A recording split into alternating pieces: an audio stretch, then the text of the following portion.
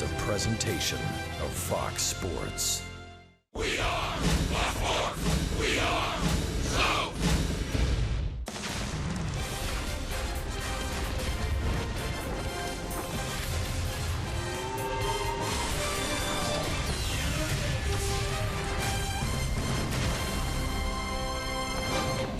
It's another beautiful day in Atlanta where the Braves and Dodgers hook up in a series wrap-up. This series is sponsored by Echo Outdoor Power Equipment.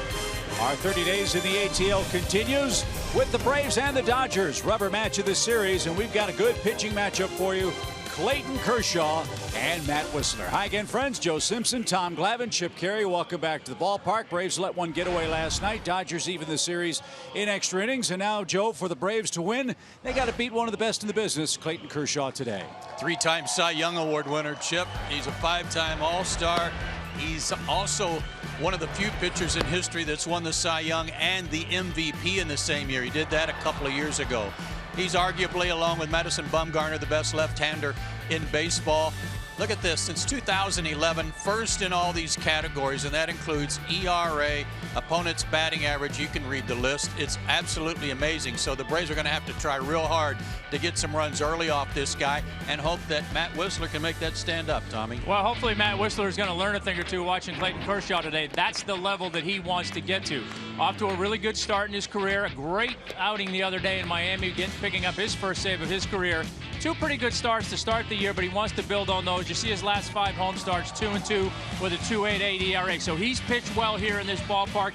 Look for him to go out there today, try and match Kershaw, get deep into the game, and give this Braves bullpen a little bit of a break, and also give these guys a chance to win a game. Atlanta has a right-hand heavy starting lineup. That means Tyler Flowers is in action behind the plate. He's had a terrific series. In fact, the Braves catchers have been good against the Dodgers. We'll break that down with Kelsey Wingert when we come back to Atlanta right after a break.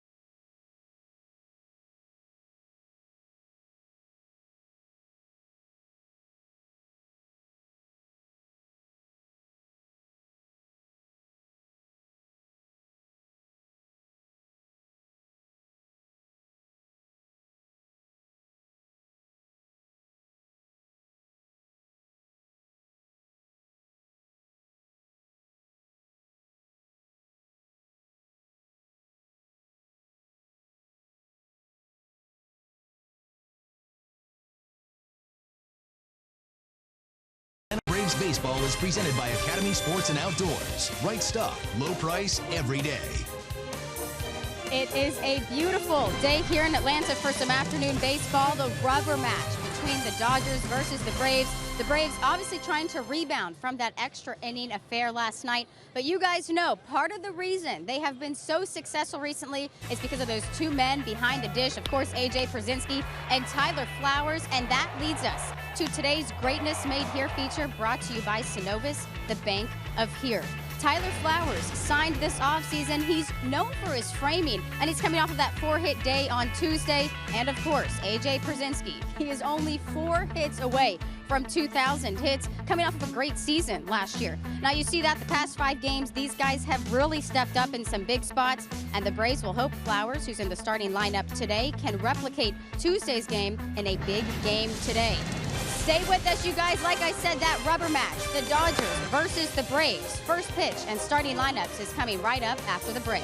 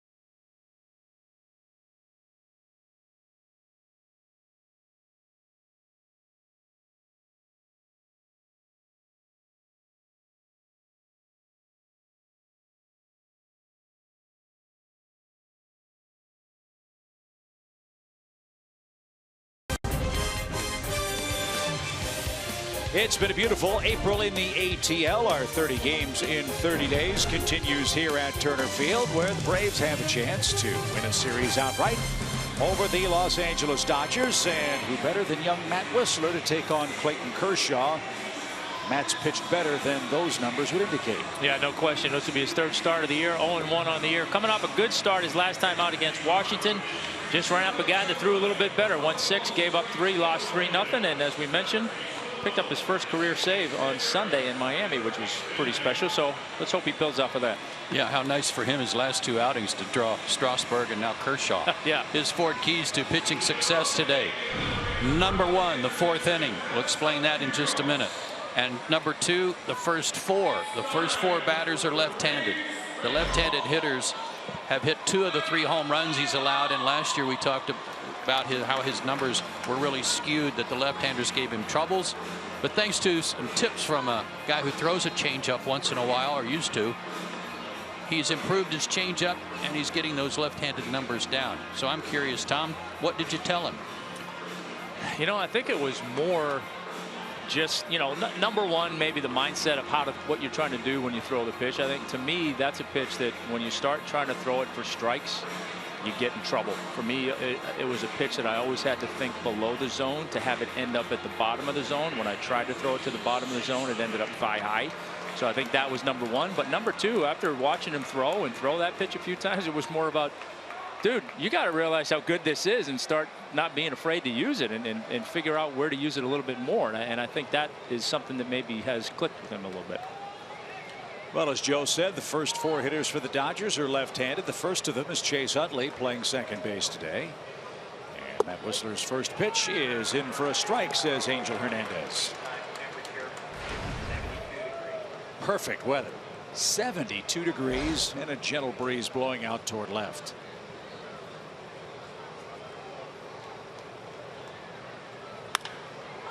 And Utley slashes that one toward left, but that's going to be just out of reach of Drew Stubbs.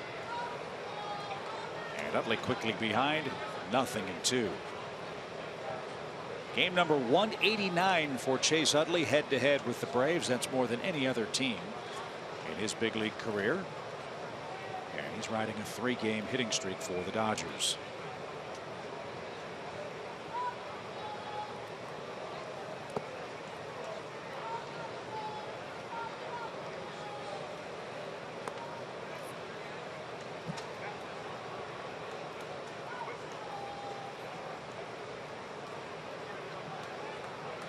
Adrian Gonzalez hitting third today, was a big villain last night. A game-tying homer off Eric O'Flaherty.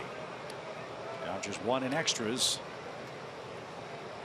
to even the series. That's bounced into the Braves dugout. And it's still a 1-2 count for Chase Utley. Los Angeles leaves after the game. They head to Colorado and will open up a series with the Rockies. Scott Kazmir will get the ball for Los Angeles in game 1.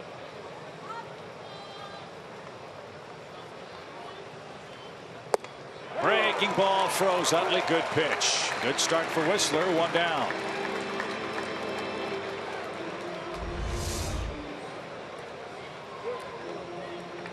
Might see a few U-turns today on curveballs for called strike threes. The other guy's got one too. Yeah, it's a good chance. Set that pitch up nicely too with that fastball in the pitch previous to it. Get him off that outside corner a little bit. Good execution, good sequence. Here's Corey Seager, top-rated prospect entering this season. We've seen flashes from Seager in the series. He's had a few defensive issues. He's shown a lot of pop. He's hit a couple of balls about 9 miles foul down the right field line here in Atlanta. And this one dribbled toward third. Garcia takes a look at the baseball and throws high and off the facing of the Braves dugout. Throwing error. Routine play. Adonis airmailed first, and Seager's aboard with 1 out. Well, I've heard guys say in the past, if you're going to throw one away, make it a good one. That was a good one. Boy, that was nowhere near the bag or a 6'5" first baseman. Yeah, and those are the things too today. We talk about taking advantage of opportunities and doing the little things you have to do today against Kershaw to try and beat him. The same goes defensively. You've got to make the plays you're supposed to make. Can't give these guys any extra outs. And that's the concern for Adonis. Today's his 15th game. That's already his 5th error. Too many. And far and away the team leader in that dubious category. So now the Braves have to face Adrian Gonzalez with a man aboard. Gonzalez has played in every game so far this year for the Dodgers. And why not? He is rolling at the plate.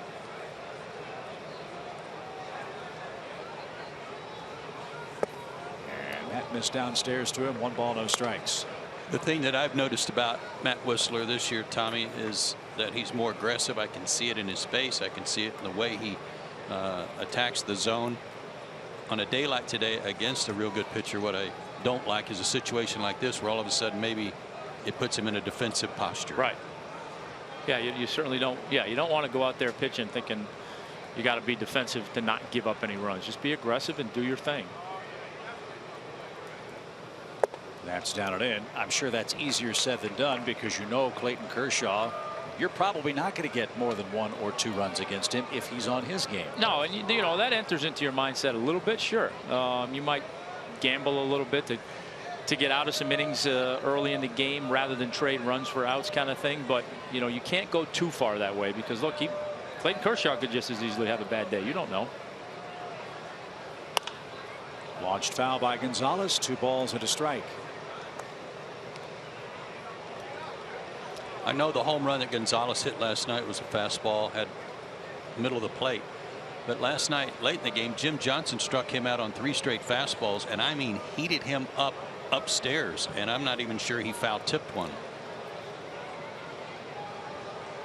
Might be a good place for Matt to go at some point in the sequence. Gonzalez has struck out 11 times for the Dodgers.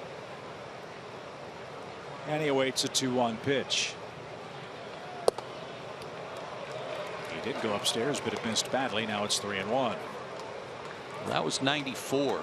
Saw a 95. Even was there a 96 down in Miami? Yeah, the Braves were talking about that, Joe. They thought the gun inside the ballpark was a little amped high. Up, by a couple miles an hour. But he only needed 6 pitches to get the save against the Marlins. And because of that performance and warming up and the obvious adrenaline that took place, Whistler's start was moved back an extra couple of days. So how many days, Joe, between starts for him? Is it 8, you said? Yeah. 8 days. Gonzalez taking his time get back in the box. He did not like the call from Angel Hernandez. Let's see if Seager's running. Full count, 1 out. He's going. And a breaking ball, strike 3. Throw to second, way too high. Adrian Gonzalez, in disbelief, looks back at Angel Hernandez, who rung him up on back-to-back strikes. And Adrian Gonzalez has a perplexed look on his face as he turns left. Another curveball, too. Got to say, this one looked high. But the Braves will certainly take it. It's getaway day. It's close enough.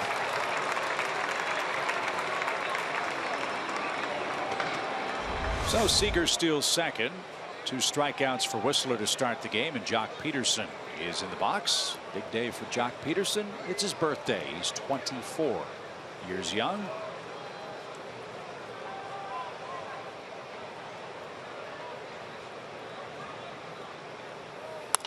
And he pops one into shallow left. Stubbs on the run, still coming, and he makes a sliding catch and then dropped the ball. It popped out of his glove.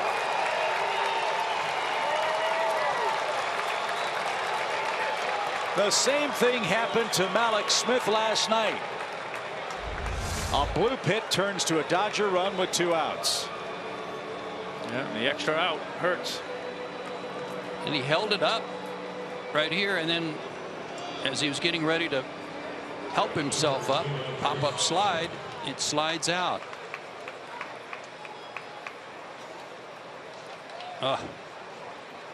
That is not a catch. The fielder has to make an attempt to take the ball out of his glove with the throwing hand in order for the out to be completed. So that was the proper call. And a heartbreaking start for Whistler, who gives up an unearned run. Now Trayce Thompson bats. He's the right fielder today. Day off for Yasiel Puig. And a strike. As an outfielder, I liked having a glove that was stiff, and I don't mean rigid like you're just breaking it in, but I like the fingers to be stiff for just that occasion, so that if you caught one out on the edge like a snow cone, the fingers were tight enough that it would hold on to it. See how Drew is standing there with his glove propped on his hip, bending the fingers and the web in? I never did that. I never bent my glove like that would soften that end of my glove.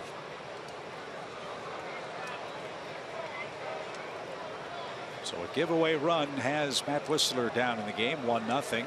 A strike to Thompson. And now it's an even count.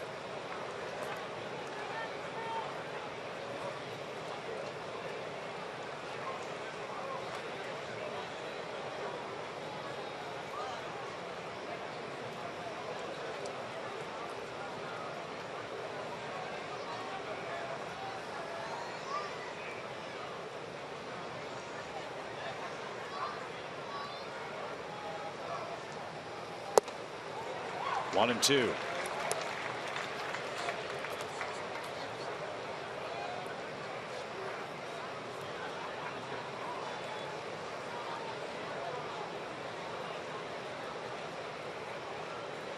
As Tom mentioned, on a day when the Braves bullpen could use a break, Whistlers had to throw a lot of extra pitches because of the extra out.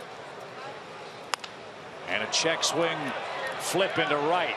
And Jeff Rancourt comes in. He makes the play and hangs on, and that retires the side.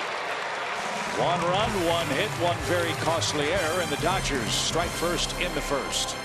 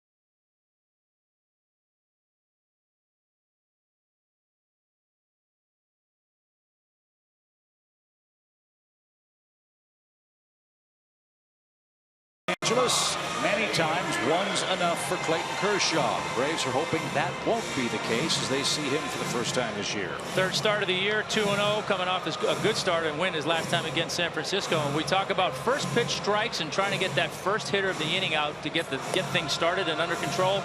Well, look at that. First batters of an inning retired this season, Clayton Kershaw. I'd say that's pretty good at 95% of the time. On our Academy Sports and Outdoor leaderboard, and when you're doing that, it just eliminates big innings. Yeah. Kershaw's gone 7 or more in all 3 of his starts this year. Beat the Giants last time out, 2 earned runs, no walks, over 7 innings of work. He'll face Eric Ibar, the Braves shortstop, leading off. Day off for Nick Markakis for Atlanta. Ibar had a double last night that snapped an 0 for 19 run. But with that hit, he's still 2 for his last 31. And a shot fair into the left field corner. Kershaw doesn't get the leadoff man. Instead, he has Ibar at second with a leadoff double. Perfect. We jinxed him. Yep. That was a rocket.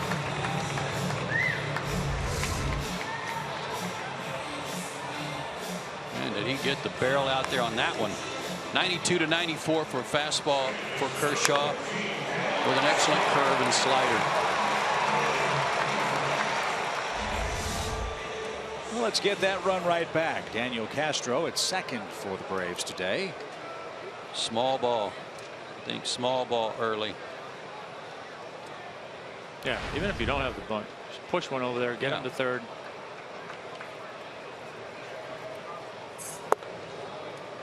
Ball 1 for Daniel Castro. He's had a nice series, 3 for 10. And hitting .294 overall for the year.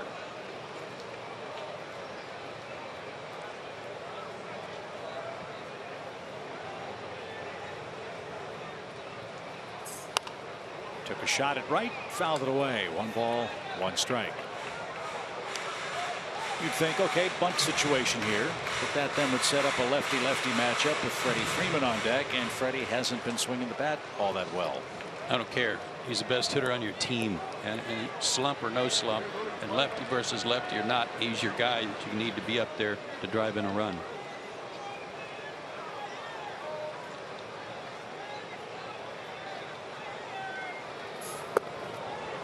He stabbed at that one and didn't get it. 1 ball, 2 strikes. He's trying to bunt for a base hit too. Yeah, you know, that's still, you got to be disciplined when you're trying to bunt for a base hit. You still got to get a good pitch. Mm-hmm.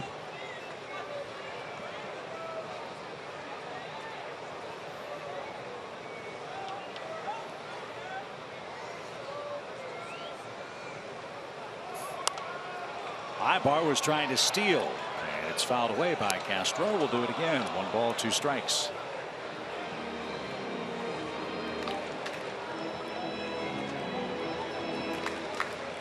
Well, if you can't bunt him over, that's another way to try. Yeah, he's being frisky. I like it. Timed it right too.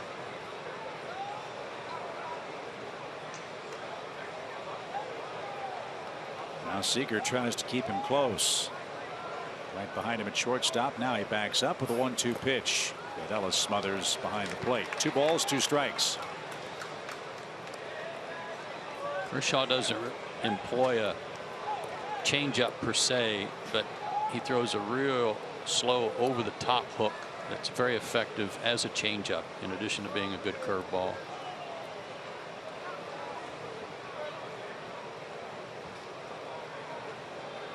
.6'4", 225.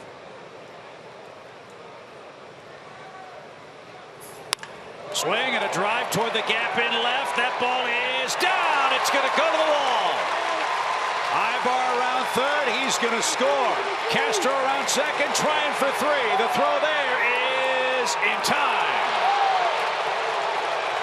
Castro thinks he beat the tag. Bo Porter did too. It's a double for the moment. Castro out at third. The game's tied 1 apiece. We're a long way away, but I thought he got his hand in there. Slide step. And left it up. Kike Hernandez can't track it down. Tag on the shoulder, hand on the bag.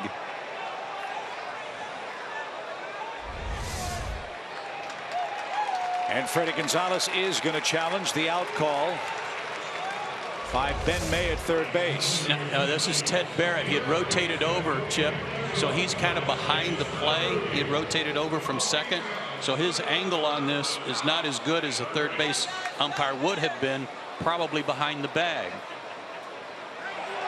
I think he's in there.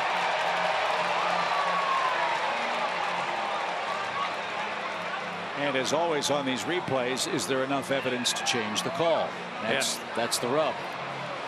We all thought we had it right last night and they didn't overturn it, but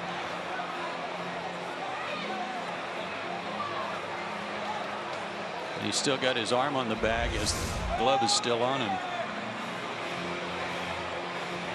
In defense of Ted Barrett, it was awfully close. And good catch on the umpire rotation. You're right, it was Ted Barrett with the call. But how about the Braves answering a gift run in the first with back-to-back extra base hits off Clayton Kershaw to start their offensive day?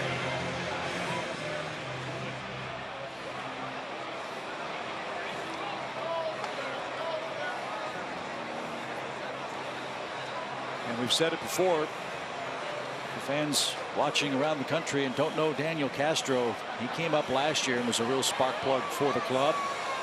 And he took the roster spot of Hector Olivera when he was placed on administrative leave in Washington. And all Castro's done is knock in 3 runs in his work for Atlanta.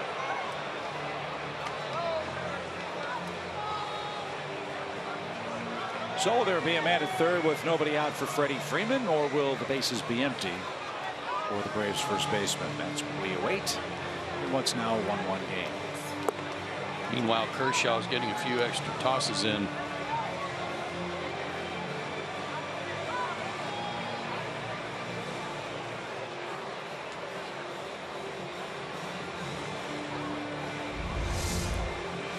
We all might think that he got his hand in there, but it's like you guys have said, is there conclusive evidence in New York to overturn this umpire's call? And apparently there's not. The call will stand. Castro gets an RBI double. But he's thrown out.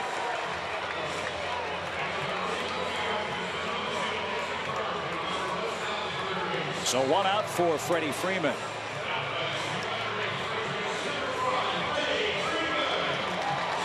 .765 the scoring to erase Castro at third base. Freddie Freeman rolls over into the shift. Nothing new for Clayton Kershaw, who's worn out left-handed hitters all year. He gets Freddie Freeman, and that's the second out. Yeah, left-handers are now 2 for 23 against him. But right-handers coming into this game are really wearing him out at a 145 clip. Oh yeah, and 2 homers. Yeah. Adonis Garcia.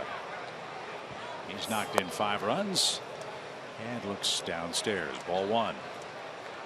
Garcia didn't start last night. He was hit on the left knee with a pitched ball in game 1 of the series. That knee was sore yesterday, but he's in there today as that one's hit out to short. Seager's got it, and we head to the second inning. Back-to-back extra base hits for Atlanta evens the score after 1.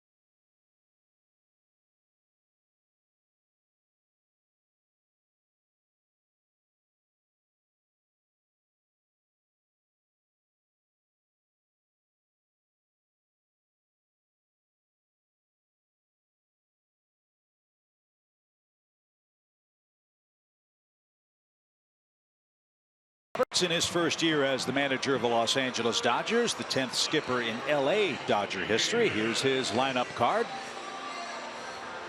Kike Hernandez is going to start things off for Los Angeles here in the second inning. A.J. Ellis, the personal catcher of Clayton Kershaw. Charlie Culberson, an Atlanta kid, gets the start at third base, and of course Kershaw is pitching and batting ninth. Stubbs, Smith, and Francoeur the Atlanta outfield. Castro and Ibar up the middle. Garcia and Freeman on the corners, and Tyler Flowers has had a big series at the plate for the Braves. Works with Matt Whistler.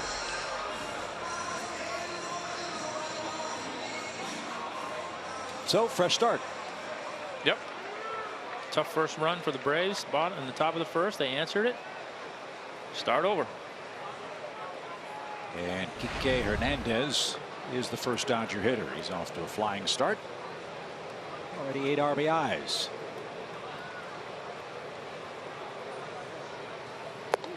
And low and away from Matt. 1 ball, no strikes.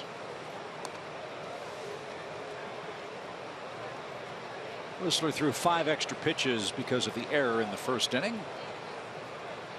No big deal this early in the game. And now he's behind 2-0. 8 RBIs and 32 at bats for Hernandez. That's impressive.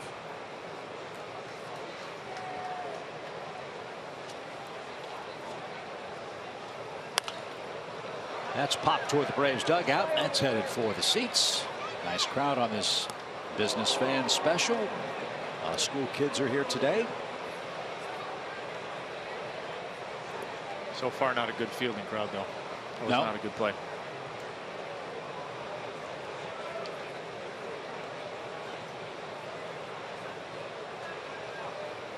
Swing and a miss by Hernandez. 2-2.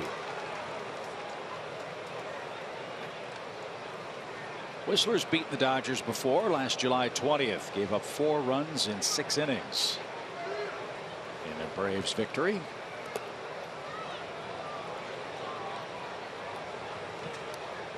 he's run it full to the Dodger left fielder. A.J. Ellis on deck.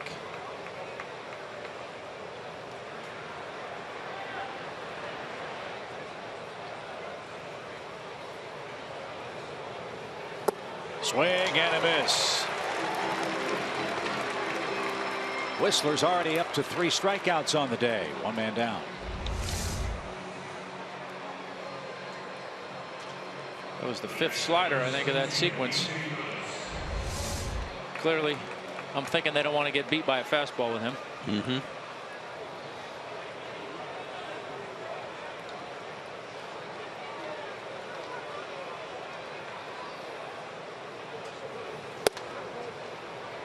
Strike 1 to Ellis. This guy works the count ordinarily. Sees 4.3 pitches per plate appearance. That's the 3rd highest mark in the big leagues. Jason Worth of the Nationals is first. Mike Napoli is second.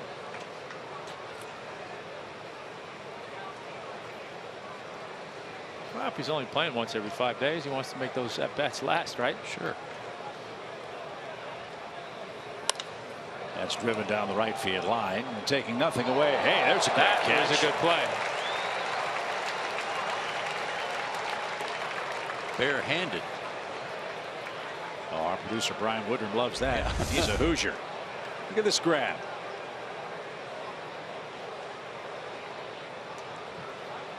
Very nice. Up the middle. Diving stop Castro. Catcher running from his knees. He got it. Good play.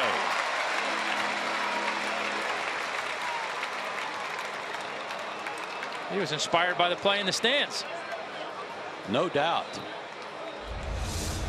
As you said, each of the last couple of nights, Tommy, Daniel Castro does something to get your attention and put you in a position to help you win the game every night.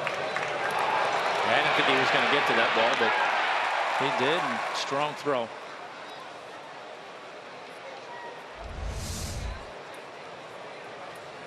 So already an RBI hit for Daniel and a good play at second. And that brings up Charlie Culberson.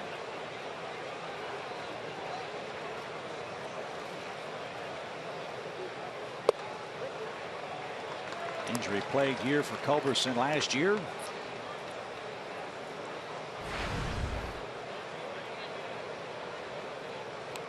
A non-roster player who made the big league club.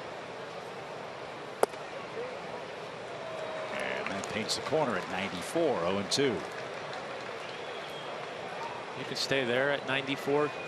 You're going to get a lot of outs. Stay there all day.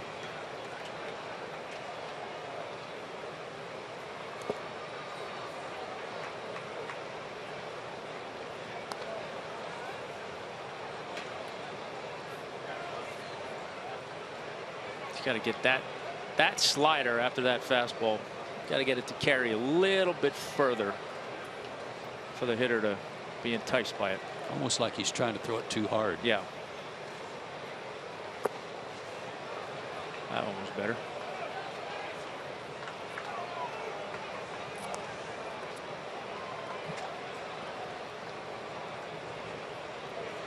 A.J. Przinsky and Jace Peterson. Left-handed bats get the afternoon off with Kershaw on the mound.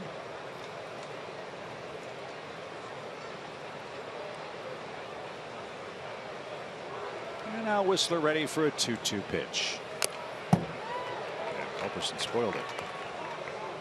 Got to be a little greedy here if you're Whistler in that the pitcher is on deck. And with all due respect to Kershaw, who's a pretty good hitting pitcher, sure would like to have him lead off next inning.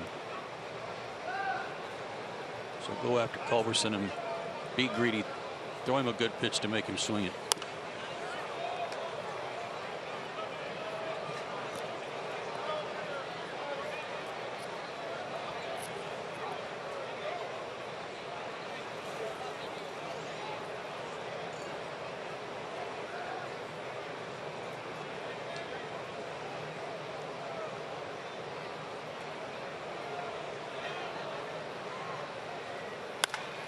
popped him up. Castro drifts out. Malik Smith is under it, and he's got it. Nice inning for Matt. 3 up, 3 down. He's got 3 strikeouts. 1-1's your score.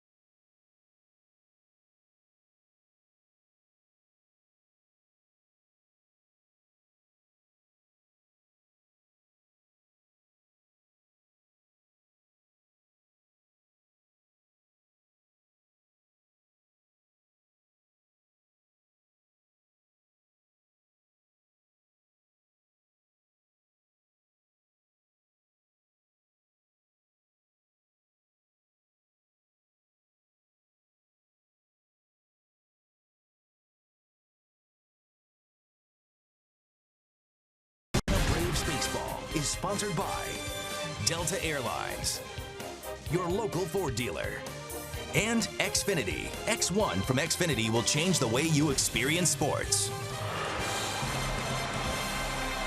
1-1 after 1.5 on a beautiful day in Atlanta. Braves are coming up in the second. They'll start things with Tyler Flowers, who's our Georgia Lottery hitting jackpot feature. He's been on a good roll. Had a 4-hit night in game 1 of this series. 3 for 3 in his last 3 chances with runners in scoring position, and 3 RBIs to show for that.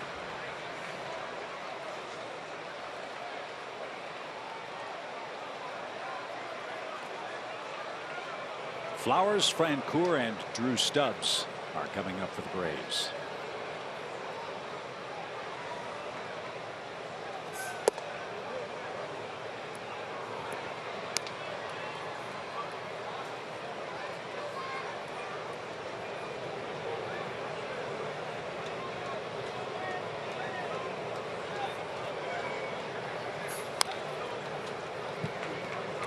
One ball, 1 strike. Besides the stuff that Clayton Kershaw has, and that's obviously excellent, a lot of moving parts and a lot of things I would think for the hitter to try to contend with, to try to pick up the baseball against it. Yeah, there's stuff going everywhere. Didn't bother Flowers. He singles to start the inning. It's already the 3rd hit of the day for the Braves. Yeah, he'd only given up 10 hits in 3 starts. Fastball down the middle. Like you said, Tommy, you never know when he's going to have a bad day. No, they're human. You know, you're going to have a bad day every now and then. Why not today? Why not?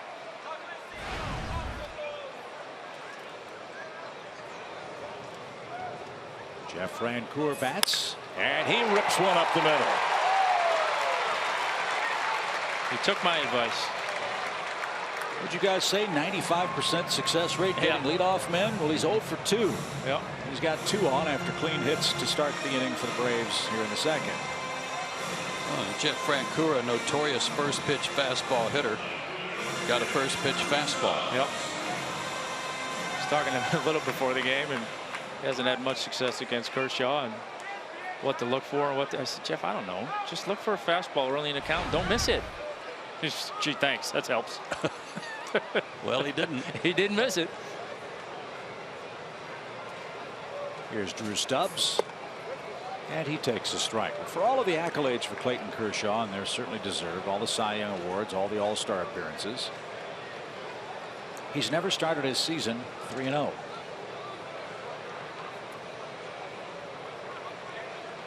So the Braves have that going for him and a chance to take a lead here in the second. Bottom part of the order up. Was it last year that he actually had a not a very good first half or first month of the year, or one of these last couple of years he got off to a little bit of a slow start for him, and then he rallied big time. Finished 16-7 with a 2.13 ERA.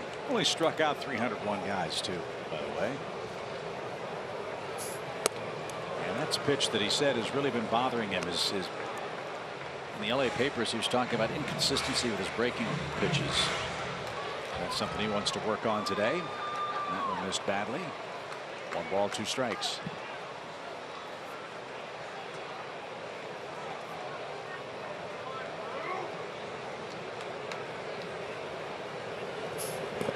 He was taken in the first round by the Dodgers in the 06 draft. He was the 7th pick taken in the draft that year. The guy who was taken 8th right after him is in the batter's box for the Braves. Drew Stubbs by the Reds. Bet you there's 6 other teams that wish they had a do-over. Yeah. I'll tell you who they are in just a second.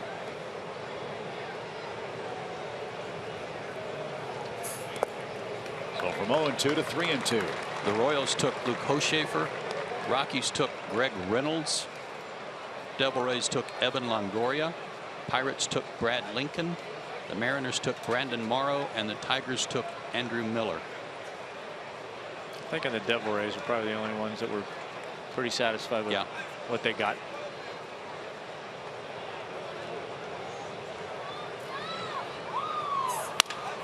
A base hit by Stubbs the other way. And Flowers will stop at third. The Braves have put together 3 consecutive singles to load the bases.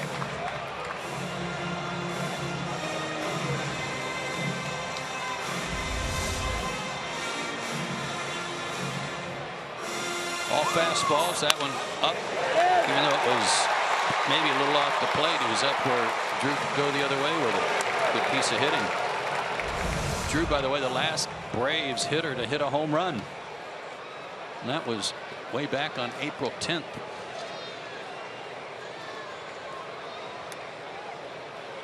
There's that slow start that Tom was talking about with Clayton Kershaw. And now he'll face Malik Smith, the young Braves center fielder, whose first big league hit came against Max Scherzer. Scherzer, though, a right-handed pitcher. Alex had a 3 RBI night here in the series opener.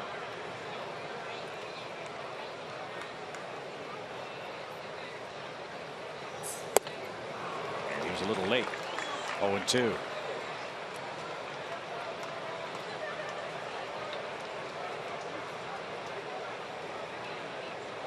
Making your way through the minor leagues, you dream of situations like this, I'm sure. First handful of big league games facing one of the game's best, Clayton Kershaw. And that's what Malik Smith is doing. And he just struck out. So Kershaw takes care of Malik Smith. Bases loaded, 1 out for Matt Whistler. I hate to use the old adage, get him early or don't get him, but again, when you have opportunities, you must take advantage of them.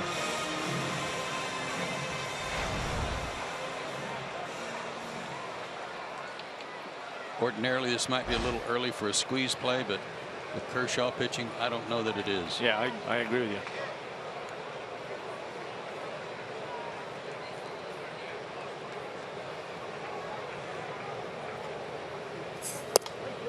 Whistler took a fastball, no sign of a bunt on that pitch. Strike 1.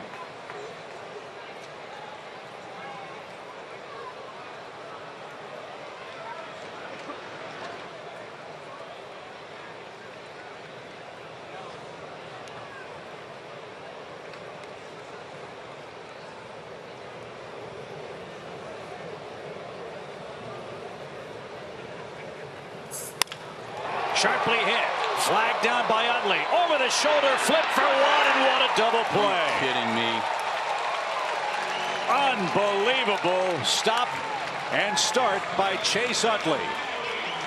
Seager with the turn, and that play breaks the Braves' hearts. Bases loaded, nobody out, and the Braves still tied at 1.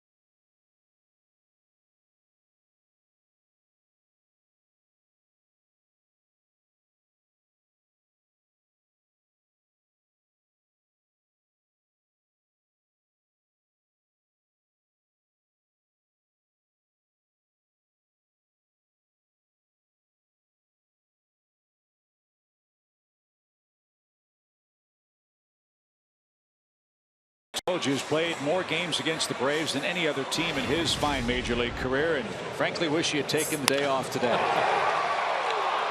Great play. I was hoping for a second there. It got hung up long enough for Matt to get down the line, but unfortunately not. It was a great play. That's our State Farm double play replay, and that's what Clayton Kershaw can do. Bases loaded, nobody out, bottom part of the order, and no panic. Made a pitch to Alex Smith and then got some defensive help. That really hurt. And our game remains tied.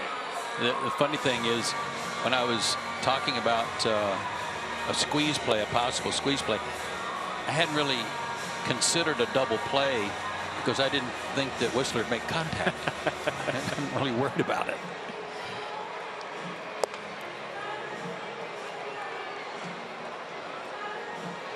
So Matt starts over in the third with Kershaw, Utley, and Corey Seager. Braves have their 4-game winning streak snapped here last night. They're 4-10 for the year, 1-6 so far at Turner Field. The Dodgers begin play with a 9-6 record. Joe said Kershaw's a good hitter. We'll try to get things started his first time up.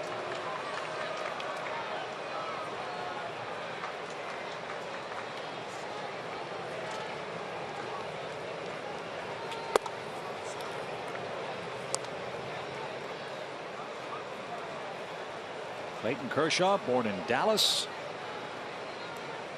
High school teammates with Matthew Stafford, former Georgia Bulldog quarterbacking star, and now quarterback with the Detroit Lions. And if memory serves, Kershaw was the center on that high school football team. And a high hopper. Garcia battled the sun, made the play, and made a perfect throw that time to get the Dodger pitcher one out.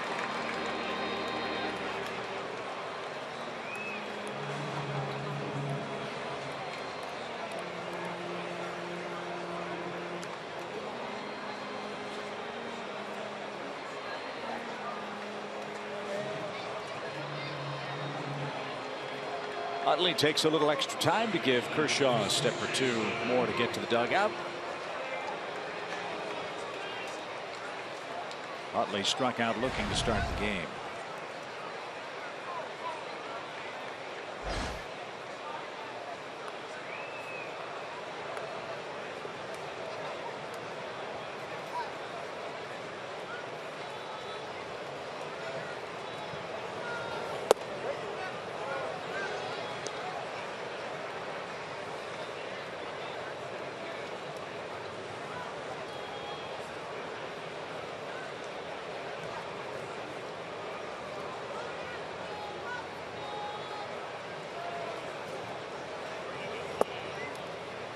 Even count, 1 ball, 1 strike.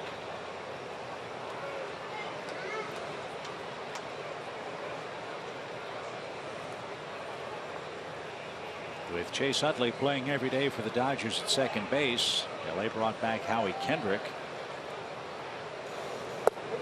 who's been playing left field for them. Kendrick has the day off for LA today as well. It's kind of maybe an insurance move. They weren't quite sure what they would get from Chase Utley this stage of his career. He played okay for them after they got him from the Phillies, but wasn't lights out. Whistler got him with another breaking ball. Utley down on strikes for a second time. Matt with 4 strikeouts so far today. Throw him a couple backdoor breaking balls to get 2 strikes on him, and then that backdoor breaking ball, get him swing over the top of it. Another good sequence. You really like Matt Whistler, don't you? I do a lot, yes. I think he's got a huge upside. Seager reached on the Garcia throwing error and fouls it back.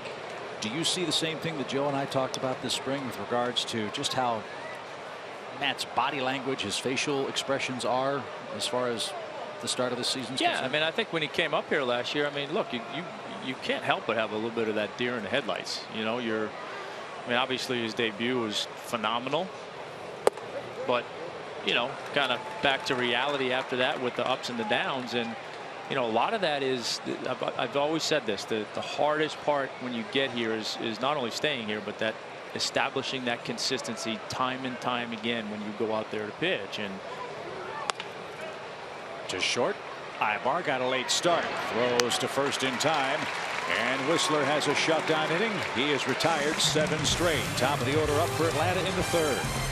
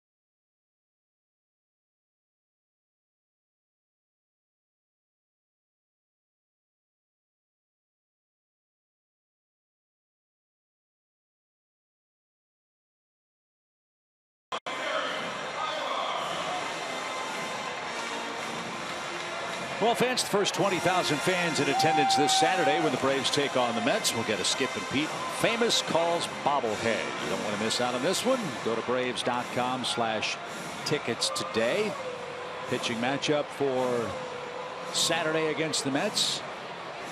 Julius Chassin and Steven Matz for New York. We're catching them at a bad time. All of a sudden, Joe, the Mets are swinging the bats. Yeah, they hadn't hit that many home runs till they went to Philadelphia. Made up for it. And a day off today, I think, for the Mets, right? Yep. They've hit 19 homers on the road trip. 6 games, which started in Cleveland, then went to Philadelphia. Most home runs in a 6-game stretch in the history of the Mets franchise. Sure, Terry Collins is in his hotel room scouting the game, sitting there with his feet up on the table in his suite. getting a little room service. Slept late. Don't be afraid to come to the ballpark. You don't think he's on the golf course? Yeah, he might. Yeah. He might be. Good day to do it.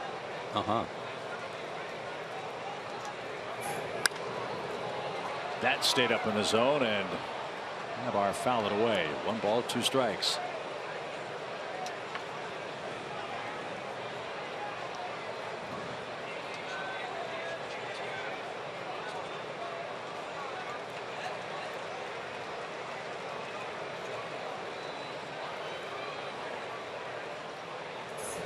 Strike 3, a fastball at 92 on the black.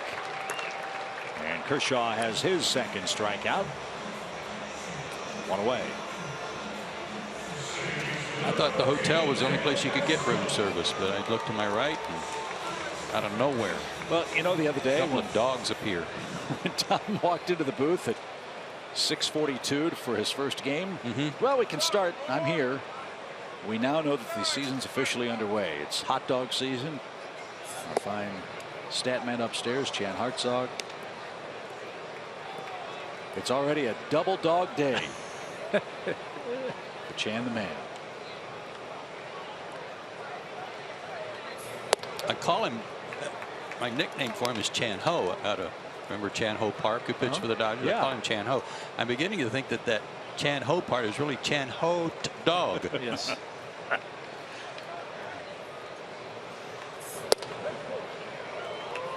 1 ball, 2 strikes for Daniel Castro.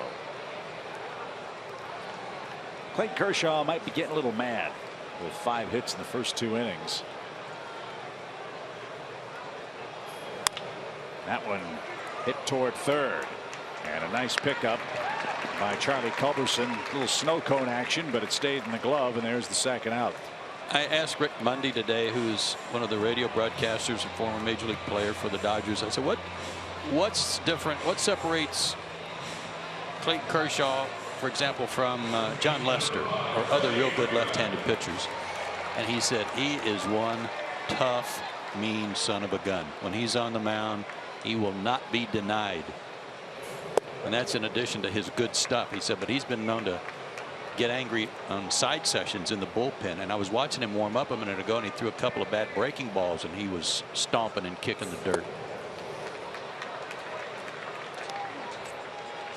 You gotta like that. You know, guy has expectations, and when he's not meeting his own expectations, he doesn't like it. Listen to the effort that Kershaw makes with each pitch. Try to turn up our crowd mic. You can actually hear him all the way upstairs grunting when he makes his delivery.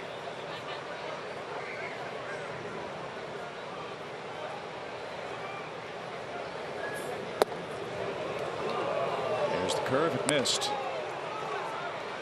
2-2.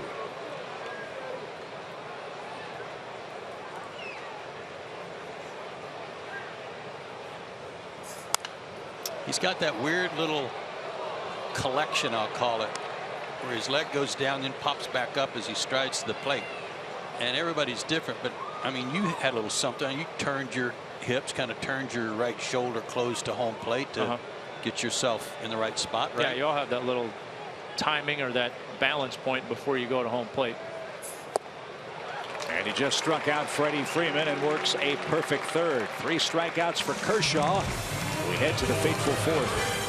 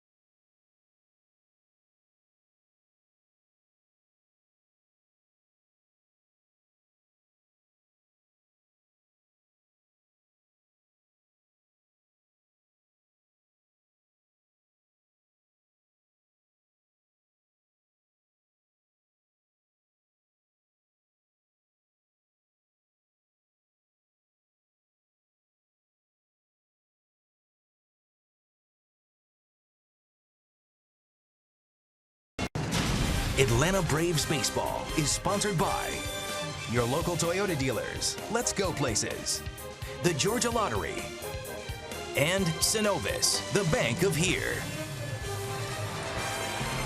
Joe Simpson, Tom Glavine, Kelsey Wingert, Chip Carey with you from Atlanta.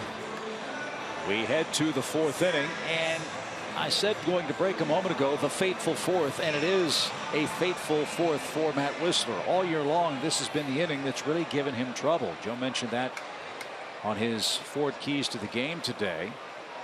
6 hits, 6 runs, 2 homers allowed by Wisler in the 4th inning. In fact, 6 of his 8 runs he's allowed have come this year in the 4th. It's got to play with your mind a bit, doesn't it? Yeah, absolutely it does.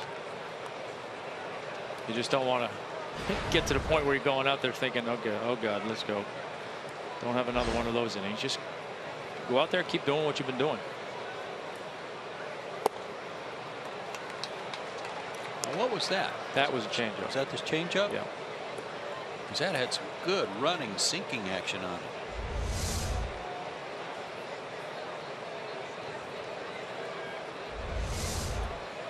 Gonzalez was fooled by it and then took downstairs. 2-1.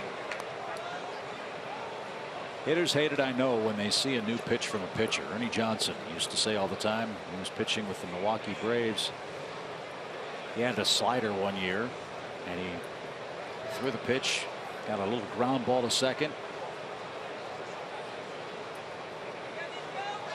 And as he made his way to first base to back up in case something was happening, the base runner, the batter runner, was running down the first base line screaming, "Something new, huh?" And Ernie, of course, just laughed. But that is a new weapon for Wisler. The Dodgers haven't seen that pitch from him. And that one is bounced up the middle. Adrian Gonzalez, a leadoff hit. So here we go in the 4th inning. That's the 2nd Dodger hit.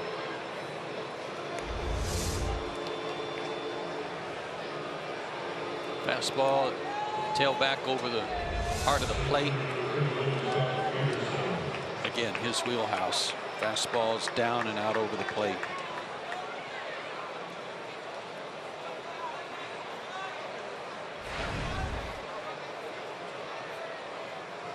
Already a happy birthday for Jock Peterson, an RBI hit. That came in the opening inning. It was an unearned run. Gave the Dodgers an early lead. The Braves came back with back-to-back doubles to start the game against Kershaw. That's where we stand now after 3+. And fouled away by Peterson. Strike 1.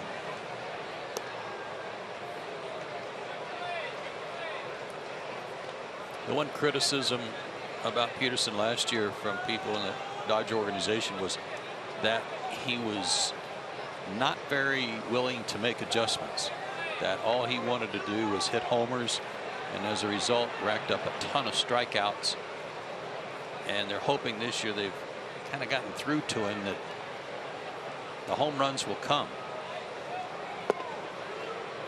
So they're trying to get through to him that strikeouts do matter?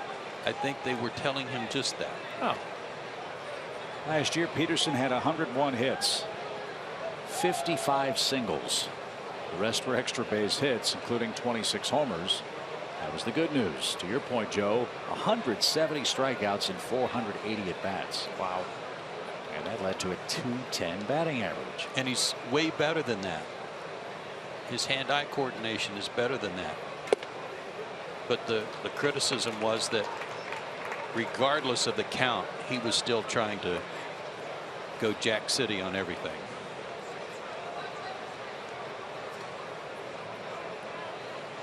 Home run tracker said that Peterson's 26 homers averaged 421 feet, longer than any other player in Major League Baseball. Wow. With a minimum of 18 homers. But you know what? You can get caught up in that too. Yeah, if he's aware of that and they make it well known, it's like a pitcher who's constantly looking at the radar gun. How hard did I throw that one? Maybe I can hit one farther.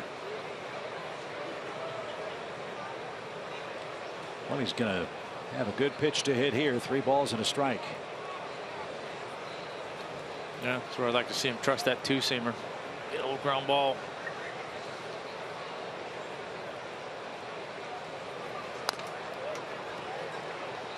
Full count.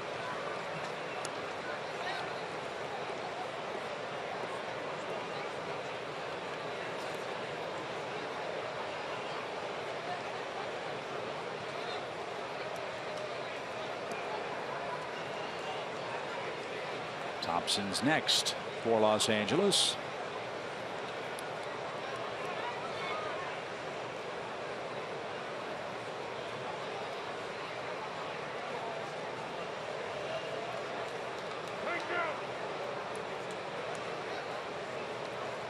You still have his page open there, Chip? I do. How many walks? Jock Peterson last year walked 92 times. It's a good number.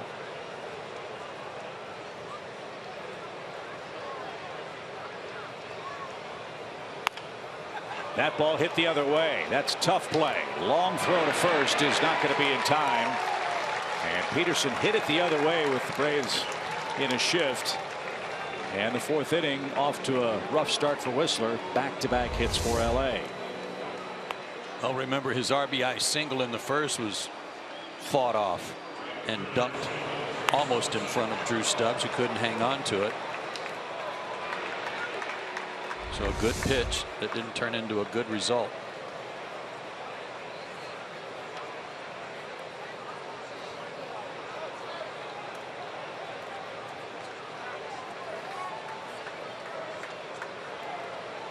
Here's Trace Thompson.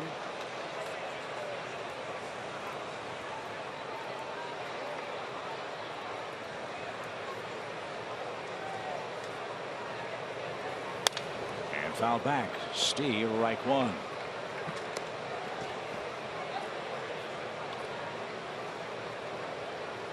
Mentioned a couple of times in this series already. Trace comes from a great sporting family. His dad Michael played 14 years in the NBA. His brother Clay plays with Golden State. And Trace was a second-round pick of the White Sox back in 2009. Came to the Dodgers as part of a 3-team trade. Todd Frazier went from Cincinnati to the White Sox. And Jose Peraza, the former #1 prospect for the Braves, went to the Reds.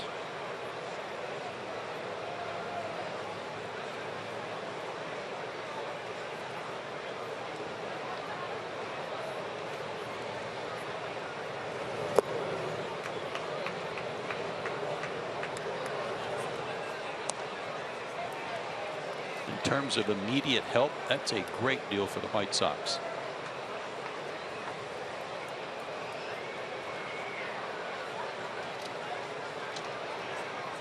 Todd's a terrific player, and it's paid dividends. The White Sox are in first place in the AL Central, a half game ahead of Kansas City. 1 ball, 2 strikes. They've got a pretty good left-hander in their rotation too, to the Pale Hose, don't they? Not too bad. There's Sale. Another good one last night.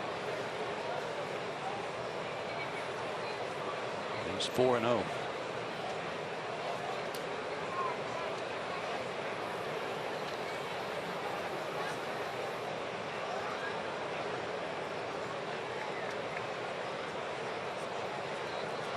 Two balls, 2 strikes. Long inning for Matt. Back-to-back singles have the Dodgers in business in a tie game. And that's out of play foul. Nationals lead our division. They're a full 4 games ahead of the Mets. Washington, a franchise best 11-3 start. Cubs are 11-4 atop the National League Central. The Dodgers have a 1-game lead over the Rockies. LA, as we mentioned, starting the year 9-6.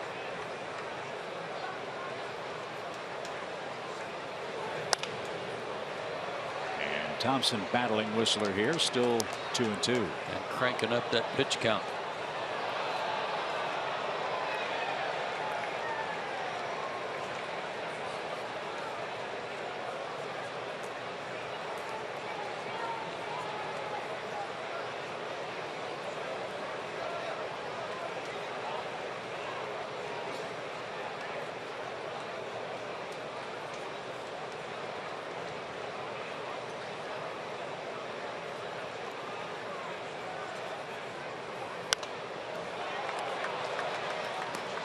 All fastballs. Yep. Tried to go inside there, didn't quite get it in, elevated it a little bit, but I think that's something he's going to have to start doing here third time through the lineup. Start keeping them honest in a little bit more, get them off that slider and fastball away. Just give yourself a little bit more margin for error when they're not eliminating one side of the plate. What an at bat by Trace Thompson.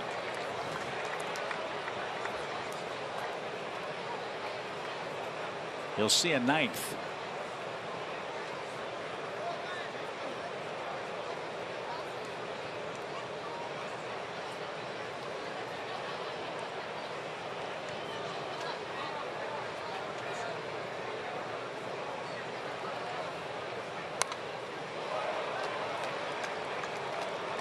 That's 5 foul balls after he had 2 strikes on him.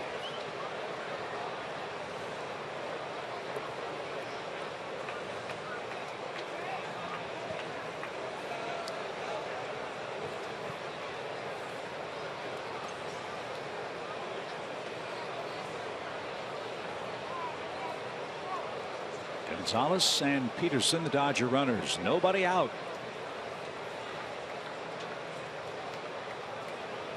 And he chased a high fastball. Good pitch, good battle.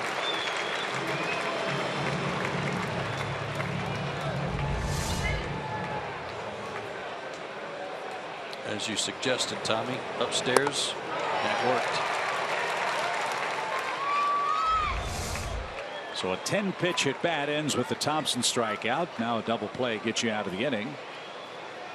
Kike Hernandez struck out to start the Dodgers second. Joe mentioned the impressive RBI totals for Hernandez this year.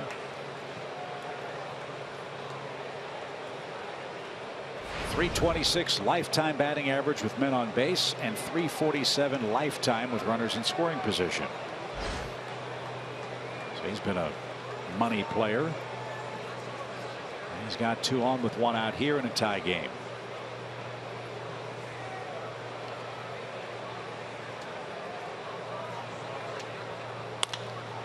Popped up. Who wants this? It'll be Jeff Francoeur in right. He's got it. Quick resolution to the Hernandez at bat. 2 outs, 2 on. Here's Ellis.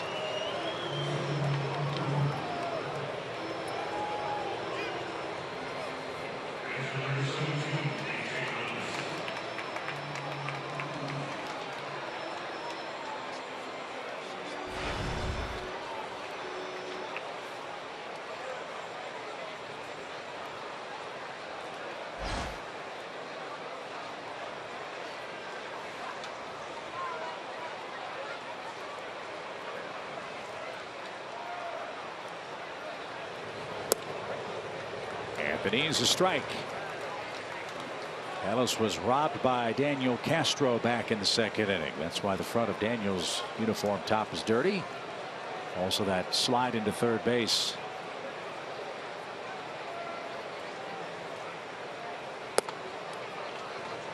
Even count.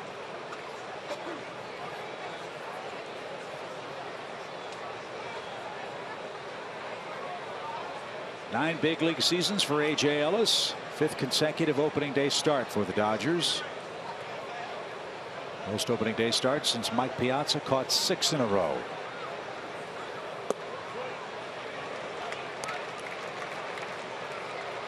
Couple of good breaking balls.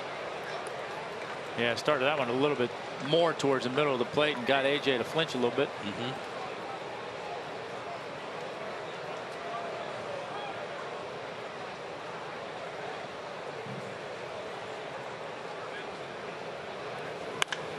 High fly toward left. Stubbs going back, slowing near the track. He's got room, and Matt Whistler bends but doesn't break in what has been a fateful 4th. He threw a lot of pitches, but he strands a pair of Dodgers, and he's still tied 1 apiece.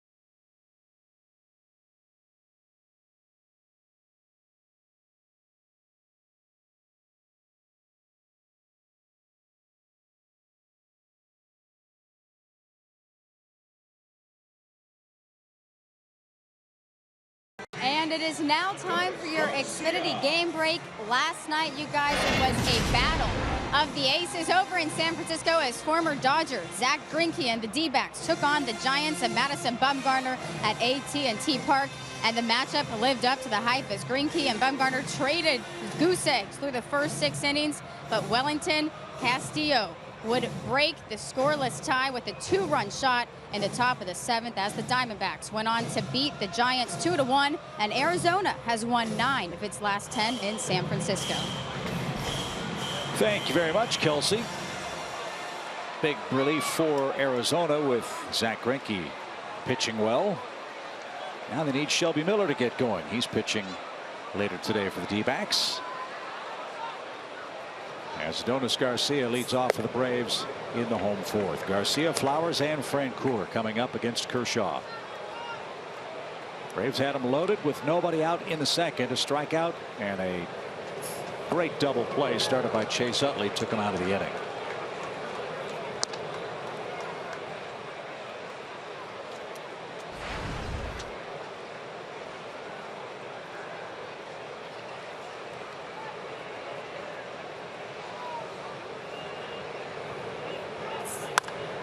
Poke to the right side, and Adrian Gonzalez is there. And there's out number 1. Tommy, I don't know if this is, I don't know if the scouts down below us would laugh at me for saying this, but I like guys who have arm actions like Clayton Kershaw that are short and quick. His arm action's almost a blur when he comes over the top. Not a real long extension. Yeah. But it's real quick. In a similar fashion, Ryan Weber for the Braves the other night. Real short, almost from his ear type delivery. What's that? I don't know. Maybe he was trying to lengthen his arm angle to show you he could do that too. Yeah, I guess.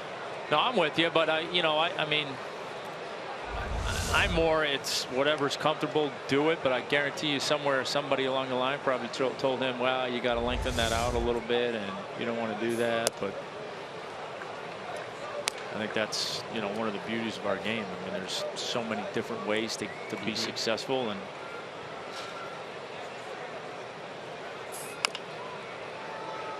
that is a foul ball off the foot of Tyler Flowers. 1 ball, 2 strikes.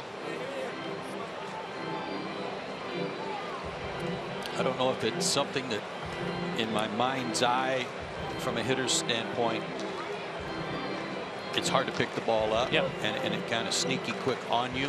Not that he's sneaky quick, he's in the low 90s.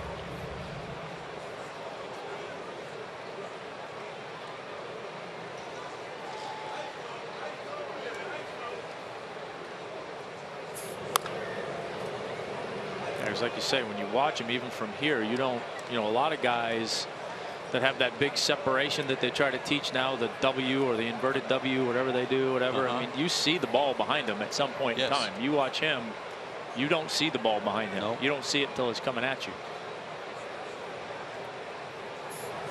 Swing and a miss. And Ellis will make the throw to first. Kershaw takes care of Tyler Flowers for the first time, and Clayton has his 4th strikeout.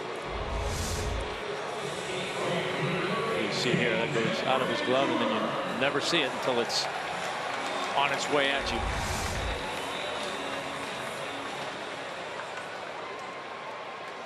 Think Francoeur is going to get a first pitch fastball? I think he's hoping he does. He got something else, and Jeff was all over it. He's 2 for 2 against Kershaw. That's 5 hits in the series. Excuse me, 4 hits in the series for Jeff Francoeur, who's 2 for 2 today. And a sacrifice fly, and this was a changeup. 86. Yeah, that's one where if he threw it in the dirt, he's probably getting a swing and a miss for strike 1. But threw it for a strike, and Frenchie, looking fastball away, got enough of it.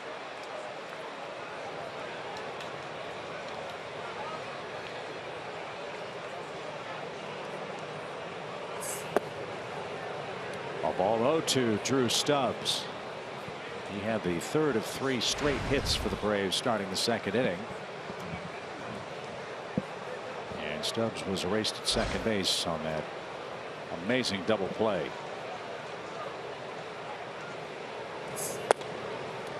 Snapped an 0 for 6 for Drew also, where he had fanned 4 times.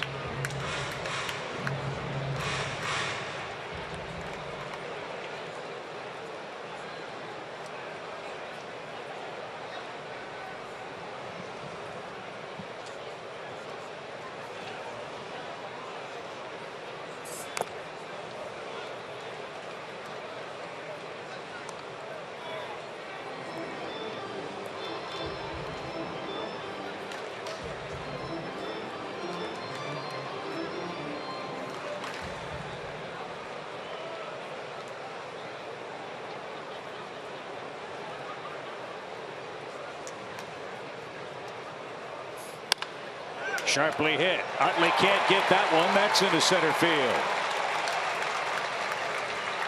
Why didn't he just miss that one that Whistler hit? I was thinking the exact same thing. Timing is everything. Back-to-back hits with 2 outs. And the Braves have 7 hits against Kershaw already today.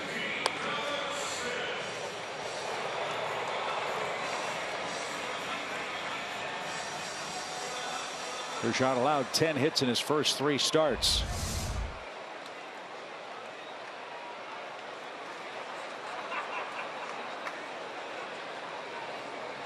And now Mallex Smith is the hitter.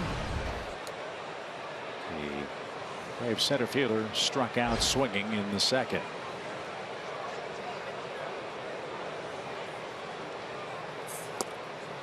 That one got away from Ellis, and the runners move up.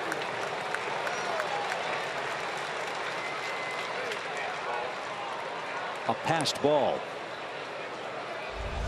Take another one here. Absolutely. Mallex got a bad introduction in that sequence against Kershaw. His first time up, bases loaded, took a strike, swung and was late on a strike, and then waved at a breaking ball. They're going to have to cheat in here, and I don't blame the Dodgers for that, because I'd be thinking bunt if I were Mallex. Get that guy in from third, even with 2 out. Good cut. 93 fastball, and it's 0-2.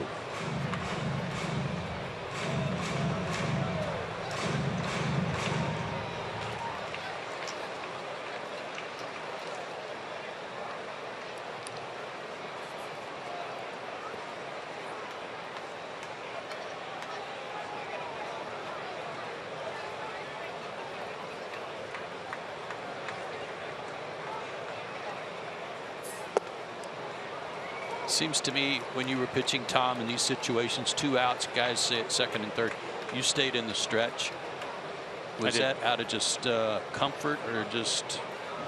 2 things. Most of the time you've been in the stretch the whole inning anyway. You might as well stay there. But I just never wanted to have anything going on with that runner at third where I might balk or anything like that. Just eliminate that.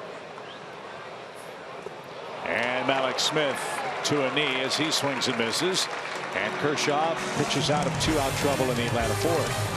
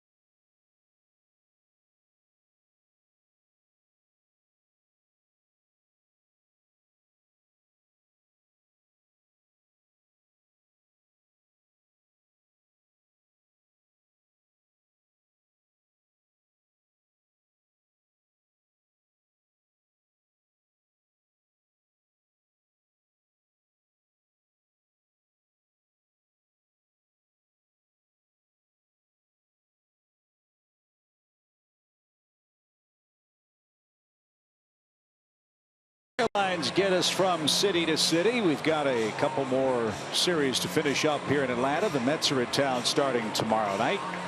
Then a 2-game set with the Boston Red Sox before we head to Boston, then to Chicago, and then to New York to play New York again.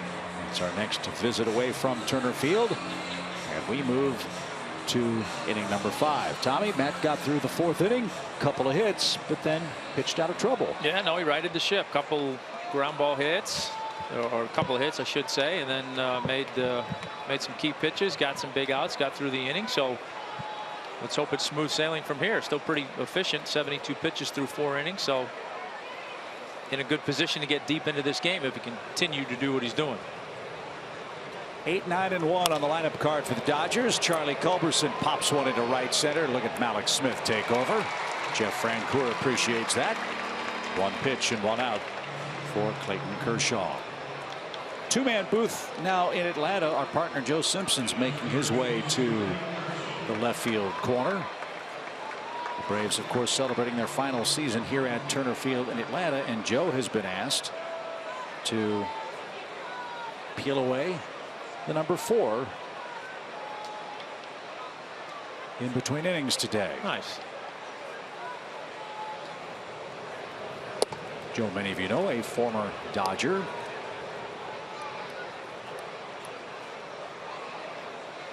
And celebrating his 25th year in the booth with the Braves. Yeah, that's great. A long time. Seen some pretty good baseball over those 25 years here.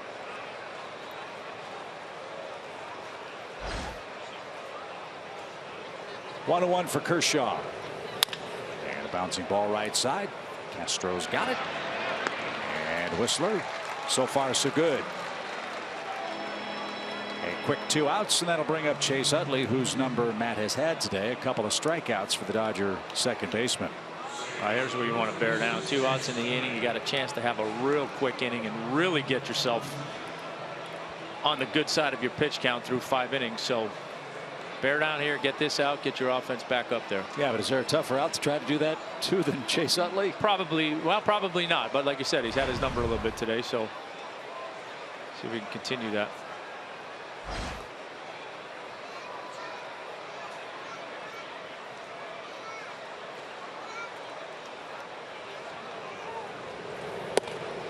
That's upstairs for Chase Utley. Of course, Joe might be hoping for a couple foul balls. He may not be down there yet. Good point. They may have to make him wait another half inning. 1 ball, no strikes.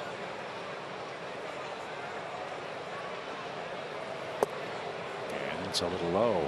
Joe was a Dodger at a real tough time for a young player to try to play in Los Angeles. 75, 76, 77, 78. You think of all the great players the Dodgers had with Lopes and Russell and Garvey and Say and Dusty Baker and Rick Monday. Teams that seemingly went to the World Series every year. If you're a young player, how are you going to crack that starting 9? Yeah, I don't know. Yeah, it seems like they were in the World Series every year. When it seems like every year that in that time frame as a kid, there was always them and the Yankees or some combination. And then Joe's big break came in '79 when he went to Seattle and played in 120 games. He got to just 71 games at the major league level in 4 years with the Dodgers because of that stacked organization.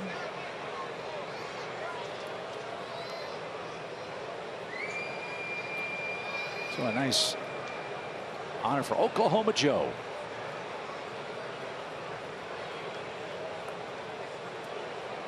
Three balls and a strike for Utley.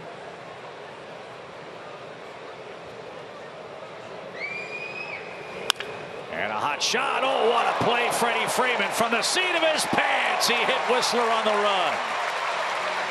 What a great play by Freddie Freeman to rob Utley of an extra base hit. And that's exactly what Whistler needed on 9-pitch innings. Sends us to the home fifth. Still tied 1 apiece.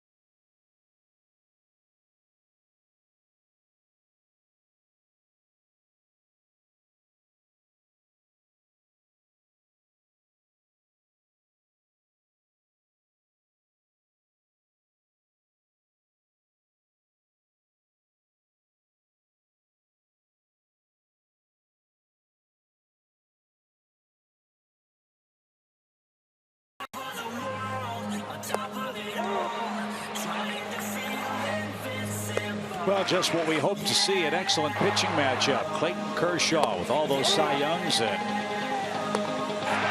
the MVP award, all the accolades, matching up with Matt Whistler, who's beginning his big league journey. Tommy, it's been excellent pitching today.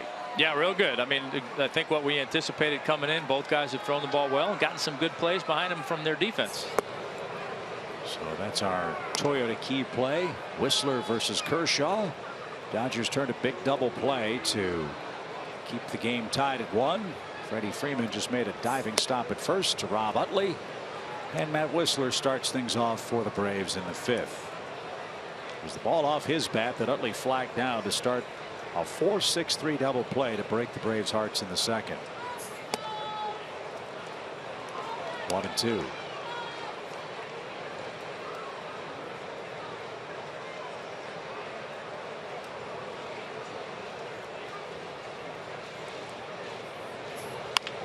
Hanger and toward third. Culberson cuts it off, and Whistler's retired for out number 1. Hey, look at Joe. Soft focus, Joe.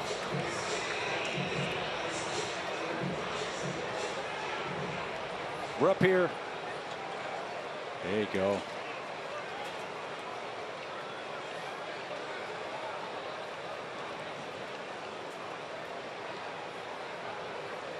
Jerry Krause teaching Joe how to work the camera.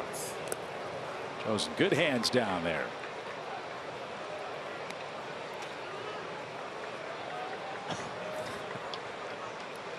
That's a very soft focus. Yeah. Thankfully. There you go. Yep. Tommy, I guarantee you, he said, "What's this button here for?" Exactly.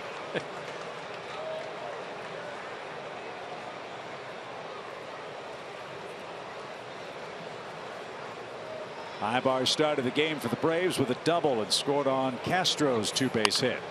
And this one hit Utley's right again, and Chase slides, stops, and throws to first. We've seen that a time or two today. Enough already. Nice play by Utley. 2 outs.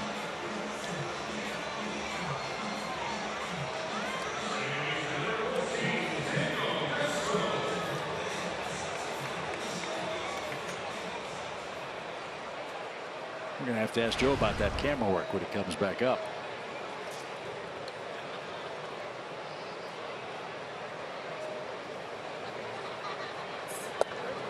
Kershaw delivers a strike.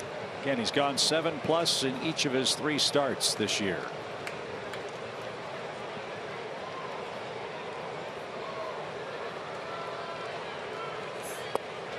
A guy like Kershaw, as good as he is, I don't know if you ever worry about pitch count. He's going to have a lot of pitches anyway because he strikes out so many people. Yeah, that's always going to be part of it.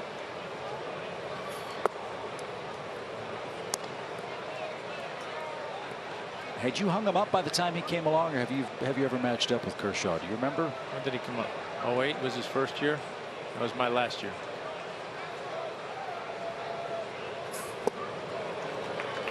Two balls, 2 strikes. Yeah, 08 was his first year, 21 starts.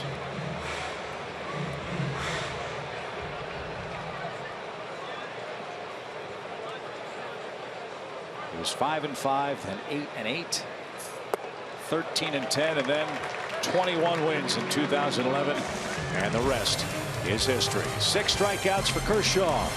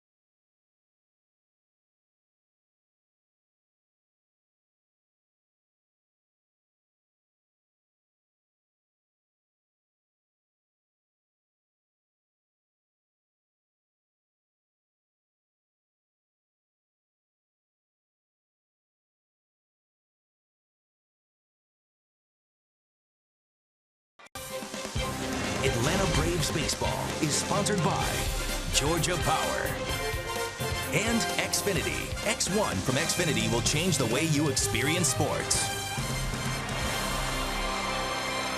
Well, there's our partner, Joe Simpson. 73 games left here in Atlanta.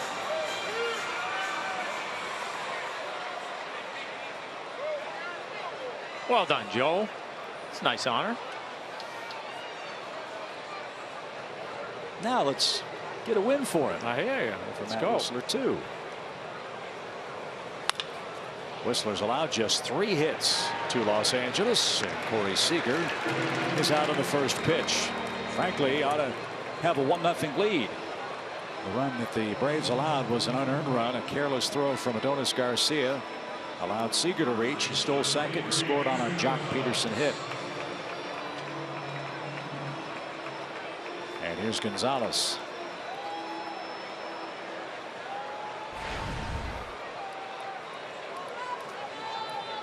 Adrian Gonzalez came over from the Red Sox in August of 2012. All he's done since then, Tommy, is drive in 338 runs. Well, we've been talking about the whole series, and for people, the more you see him play, the more you realize what a player he is. Fly ball foul and out of play. Big home run RBI totals for a man that has played in big ballparks his entire career. 40 home run season, 1 year, I believe, in San Diego. I mean, that's ridiculous. That was in 2009. 27 and 28 homers in each of the last 2 seasons in LA. Another tough place to hit the ball out of the park. Yeah.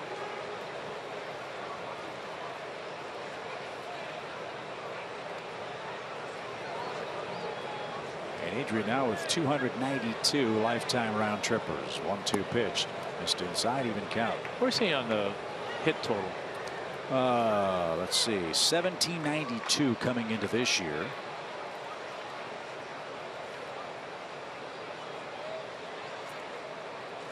And 20 this season. And now 21 as he hits it over the shift. That'll spoil it every time. So Gonzalez, another multi-hit game, his 6th. That's the most on the Dodger club. And with 1 out, he's aboard in front of Jock Peterson, who's 2 for 2. Change up. Not a bad pitch. Caught a little bit more of the plate probably than they wanted, but certainly down below the zone. That's just, most other guys, that's a ground ball out. You and I were talking about Whistler and the changeup. You like the idea of him using the changeup to both sides of the plate and not just to left-hand hitters, right? No, absolutely.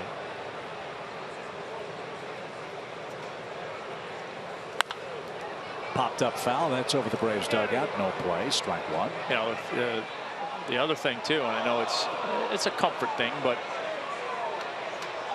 you know, kind of the process that I went through with mine, it was, you know, if he's pretty good at throwing it away to lefties, then why not start throwing it in on righties? You know, and you know, it's, when did that happen for you?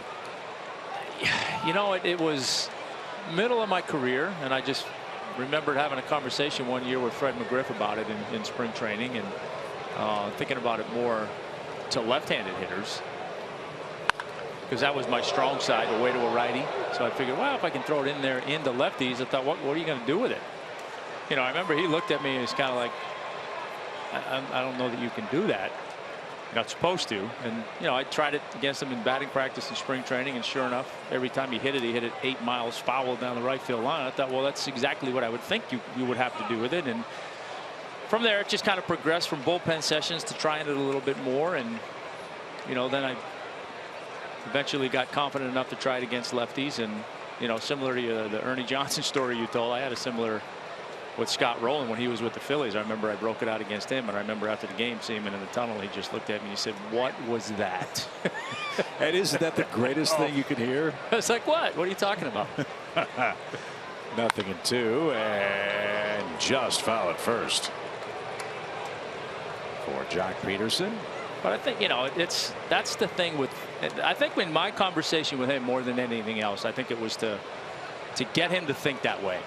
You know, there's things that you do and you're working on, but think outside the box a little bit and challenge yourself to be even a little bit more than that. And if you get that changeup down to a lefty, well, get it down to a righty and push yourself to command it on both sides of the plate. Swing and a miss. Peterson's down on strikes.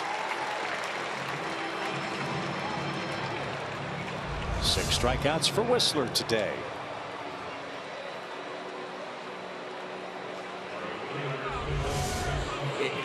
It's such an amazing thing to me in this era where we were talking earlier about hitters looking at how far they hit the ball and pitchers thinking about radar guns. It's almost like pitching has become throwing now. And to see a player like Matt Whistler at this stage in his career thinking about pitching and not just throwing, to me, is so very refreshing.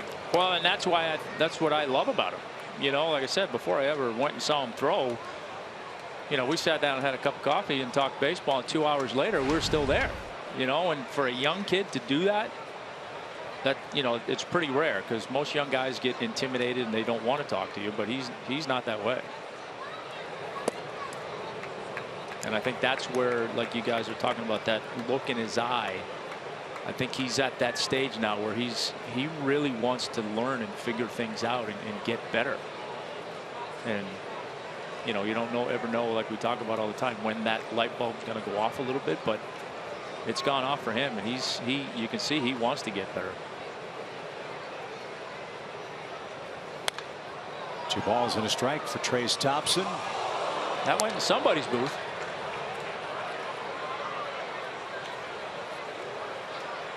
I might have gone in Coppola's booth. Hope he made the play.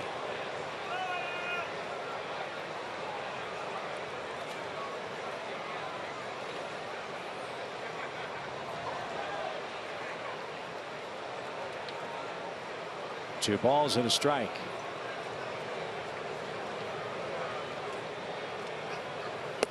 It was either John Coppolella or Brad Hange. You can't tell them apart without a name tag. I don't like either one of their chances of making the play, though. John Coppolella, John Hart on the right. That's Billy Ryan, the sunglasses on. Brad Hange ran for safety. 3 balls and a strike. And fouled straight back by Thompson, full count. He had a big at bat in this game, a 10-pitch sequence in the 4th. Whistler won the battle, struck him out. That was in a big spot for the Dodgers. They had 2 on, nobody out, and then a pop out and a fly out into the inning.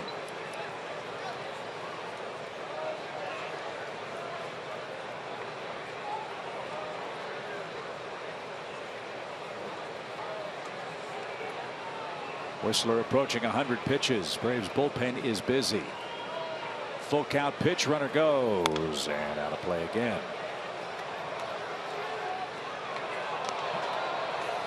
And just for the record, all precincts are reporting Joe's made it back. Nice job. Yeah. How'd they do? Awesome. You're number 4. Yeah. Do you know, I never realized there was going to be so much instruction for peeling. Really? Yeah. I got more instructions today than I did when I went off to college. Now it's very choreographed. We gotta nail it. And you did. Nailed it. Runner goes again, and ball 4. And a 2-out walk sets things up for Kike Hernandez. I'll tell you this, those camera operators, boy, they are coordinated and genius. Too many buttons, too many things to turn, hold, and pivot. Well, we have some video of your camera work. Yeah, I'll bet that's beautiful. Yeah. I said at the time, I don't know if you heard us. Did you say once, hey, what's this button for? Did you? Probably. The good thing was that no matter what button I pushed, you couldn't hear me. That was the good thing. FCC obligations at all? Probably. Yeah.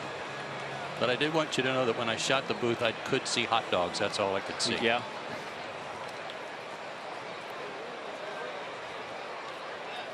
See, and Allie Treon, our booth assistant today, asked me, make sure you get me on camera. Well, it's never too early to audition for the Miss America pageant. She's got the wave down. So Kike Hernandez with 2 on 2 out. And good pitch, strike 1. Saw Luis Avilan down there. He's been called up by the Dodgers. They sent Lewis Coleman back to Oklahoma City. Avilan's here and said to tell everybody hi. There he is.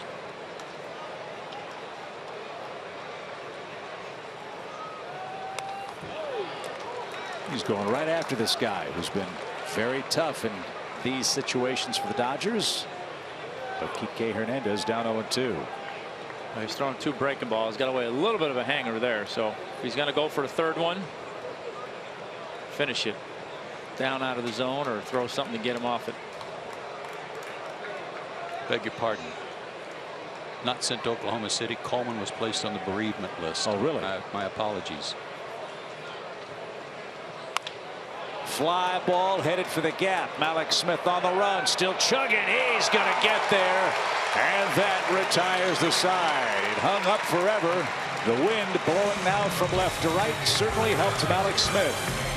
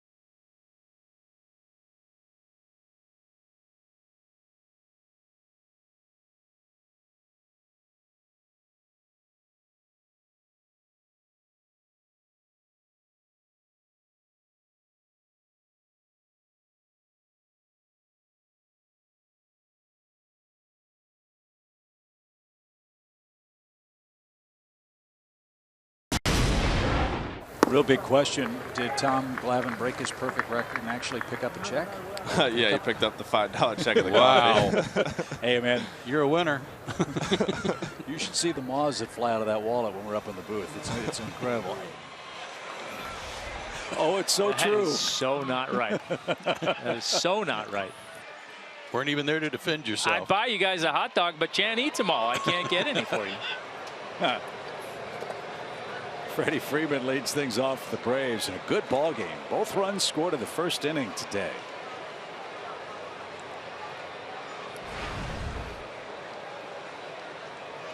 Got to get Freddie going. He's striking out way too much. Yeah, and when he gets in these stretches that are few and far between, there are a lot of strikeouts. His just happens to be here at the beginning. He's 2 for his last 14 counting today with 7 strikeouts in those 14 at bats. And the relentless nature of Major League Baseball and the pitching you face every day, it's got to be a daunting task to think, oh, okay, I know I'm struggling. Now I got to go get Clayton Kershaw. Yeah, and it's not like you, with most of these bullpens nowadays either, you're feeling good about guys coming out of there. Yeah, pick your poison. You want to try to beat Kershaw or the Dodgers bullpen that gave up 1 hit and 1 walk in 6 1/3 innings last night. Somebody's got to bend and break.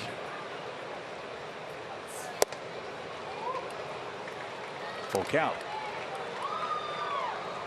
Garcia and Flowers to follow. We're in the 6th.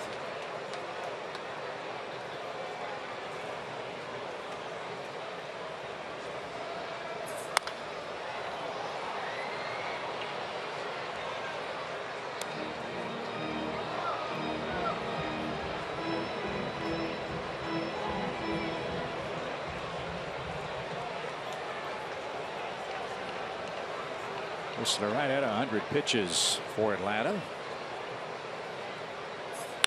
And Freeman strokes one to right. There's a good start. Well, let's hope the lineup gets all the way down to the pitcher's spot. That would mean in all probability the Braves would have a run or two and things would be in Whistler's favor. When he kind of snapped out of it in Miami and had a good game, he threw a real good top hand on a high pitch just like he did there. That kind of got him going again leading into this series. So maybe that's another good sign, is that he didn't kind of uppercut at that high pitch. He got on the same plane. That's 8 hits against Kershaw today, a season high. As Joe mentioned earlier, in his 3 starts combined entering today's play, Kershaw had given up 10 hits in 22 innings.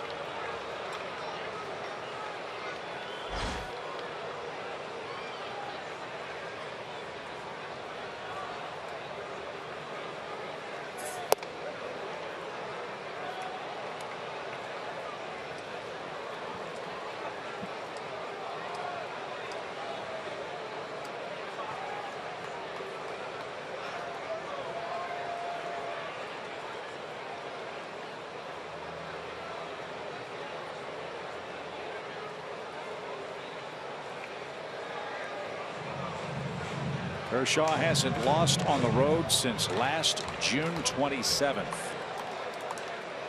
He has not lost to the Braves ever.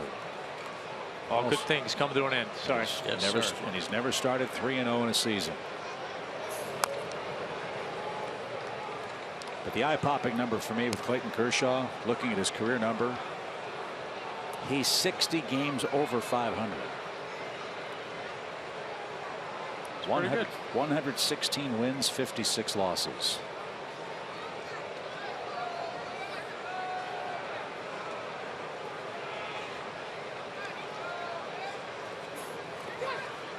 Freeman got a good secondary lead, and he's going to move up on a ball in the dirt. And they say he came off the bag.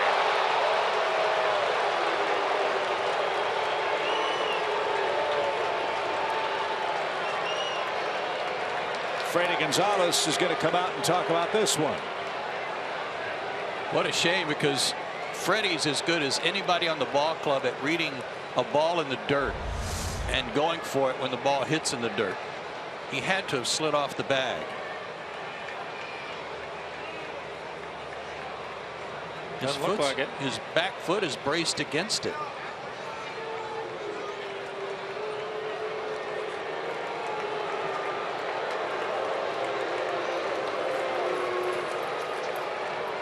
I don't know where that would have happened.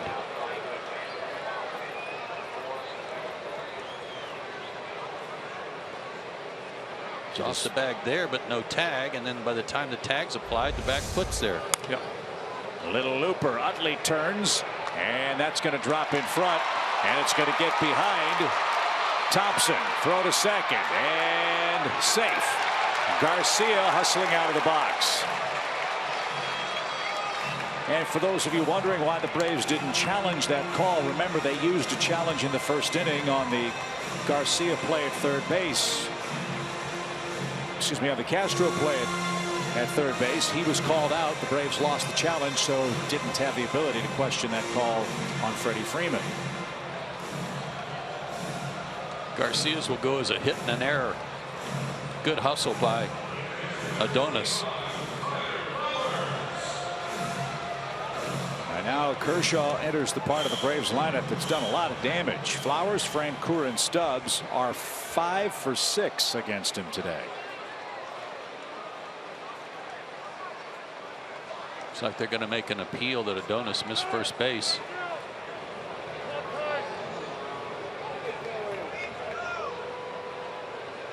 They're going to have to do it again. Yeah, Ellis had called timeout.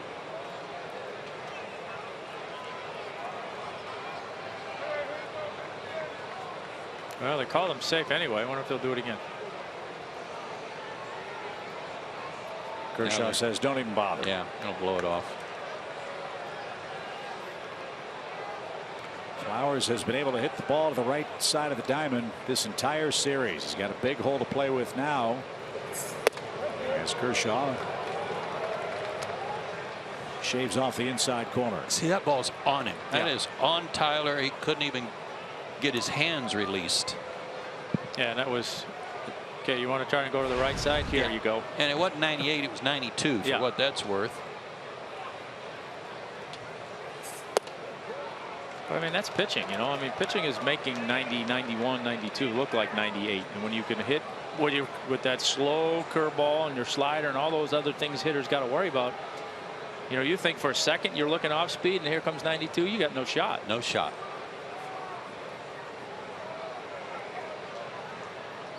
So just like that, 2 strikes. And then Flowers beats one toward third. Fair ball. Culberson, long throw. He makes it, and taking third on the throw is Adonis Garcia, but now there are 2 outs. Again, good base running. Tyler had a weird reaction on that. I don't know if he thought it was a foul ball or what was going on. I think Jeff Francoeur's seen 2 pitches today. Yep. He has 2 hits. First one was a fastball. The second one was it a curveball, Tommy, or changeup? Changeup, and not surprising. It's Utley who's coming in to talk to him, who knows Francoeur as well as anybody.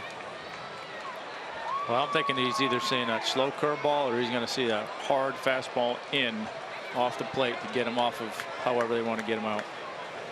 A ball in the dirt would be nice. And Jeff ripped it foul. Strike 1. Pounded a fastball right there.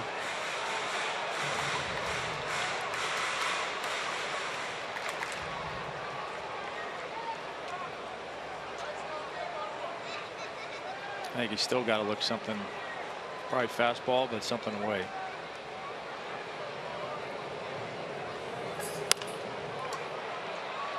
They're just trying to tie him up. They know he's going to hack. They know he wants to drive that run in. They're just going to try real hard not to let him extend his arms. So far, a mission accomplished.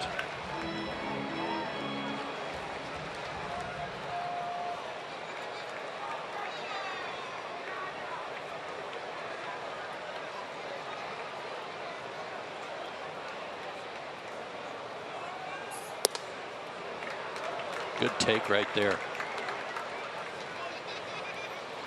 Can't really change your approach here if you're Jeff, in that he fouled off his best inside fastball, but don't give up the outer half of the plate. You might have to fight off another one, but stay with what you were thinking when you went up there. Kershaw not happy with that delivery. In fact, so angry he caught the return throw barehanded after he looked toward his dugout and yelled at himself. That could have easily gone to the backstop. Boy, that came out of his hand.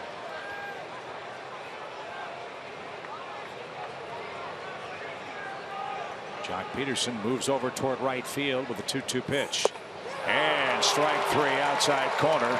And that'll retire the side. Kershaw out of trouble in the 6th. We're still tied.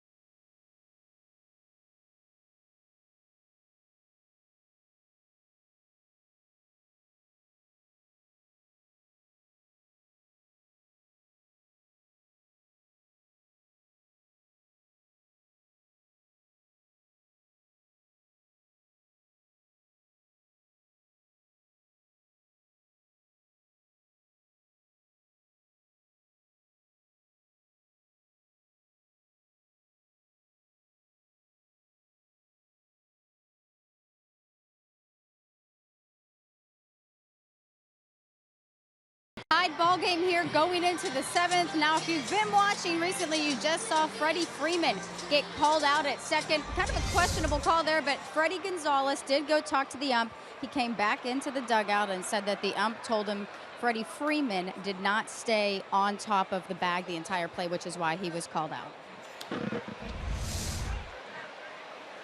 You know what, Kelsey? He's right. He didn't. But when he was off the bag, there was no tag applied. Right. So Ted Barrett's right in half of that. A.J. Ellis starts the 7th for the Dodgers. We know all about the slide rules, the so-called Chase Utley rule for plays at second base.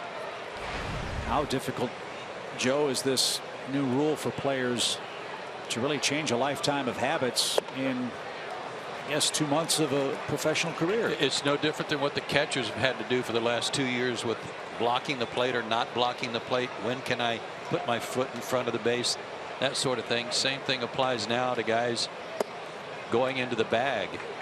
Instead of thinking about trying to break up a double play, now there's all kinds of things going through their mind, and first and foremost is I got to keep contact with the base somehow. Popped up foul by the Dodger catcher, A.J. Ellis, and the count's full from Whistler. And I don't think it will, but I hope it doesn't result in an injury because of somebody trying to correct themselves, recalculate how they're going to hit the ground. Yeah, you have to slide in front of the bag. You have to make ordinary effort to keep possession of the bag. As Ellis hits one toward third, and Garcia played that with a backhand. And Ellis is going to reach on the second error by the Braves third baseman today. You got to know your base runner. And you got to know that with A.J. Ellis running, you don't have to come in and try to smother that bad hop. Granted, you're going to have to really cut loose a strong throw, but had a better chance of waiting for the second hop with the catcher running. Back to the slide rule. Wasn't Utley suspended as a result of that? And then they waived it at the beginning of the year. Why would the MLB have said never mind? Don't know the answer to that. As Charlie Culberson bats, and another chance for Adonis. Got rid of it fast. There's one. High throw to first, and around the horn double play. And Ellis dug a trench at second base, getting down as Daniel Castro was ready in case he tried to barrel in at the second base bag. 2 out. Good job by Whistler too, picking your teammate up, getting him another ground ball, give him another opportunity, and turn a double play. Tell you what, Adonis got rid of that like a hot potato. So Whistler, with a career high in pitches, tries to finish it off with Kershaw. Clayton's grounded out twice. This one's popped up and headed out of play.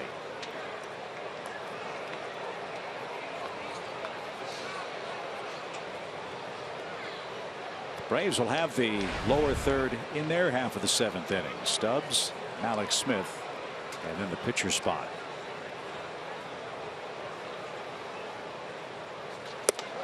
What a confidence builder for Matt Whistler, as if he needed any more to know that he can go toe to toe with Clayton Kershaw, and the run he gave up wasn't his fault.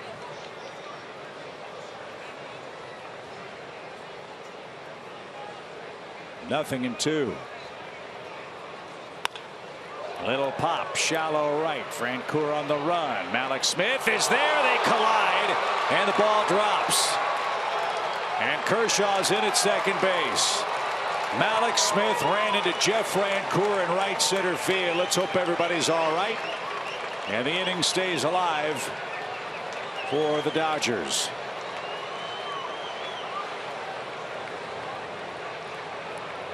One of those darn tweeners, and the wind is really blowing hard from right toward left. That may have pushed the ball away from Jeff and a little closer to Malik's. Wasn't hit hard.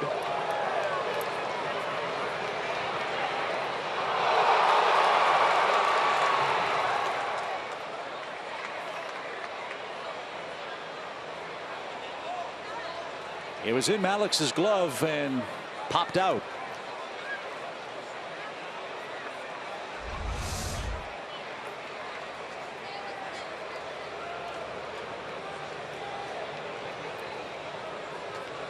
The Braves have had their share of the dropsies. A two-base error charged to Malik Smith, who had one pop out of his glove when he hit the ground last night. Drew Stubbs made a sliding catch today. Ball came out of his glove. That scored the first Dodger run, and then the fly ball here, which keeps it alive for Chase Utley. I'm sorry, that's a horrible call. Outfielders run together. I don't care if it hit in the glove or not, and they collide and the ball drops. That's a hit. Yeah, I've seen a lot worse than that. Scored hits. Yeah.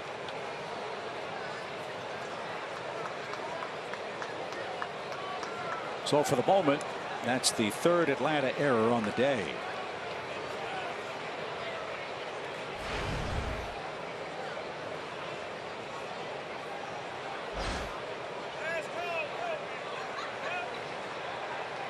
And that'll push the pitch count for Whistler ever higher. Already a career high 114. And up and away to Utley.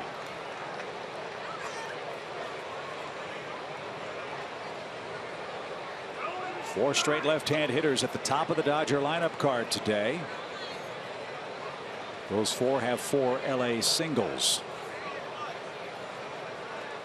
And this guy is tough and out as you can get with men in scoring position. Chase Utley, who's ahead 3-0. You got to be smart here.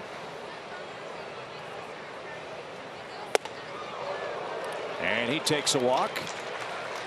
First and second, and Freddie Gonzalez is going to go to his bullpen. Matt Whistler pitched a gem today.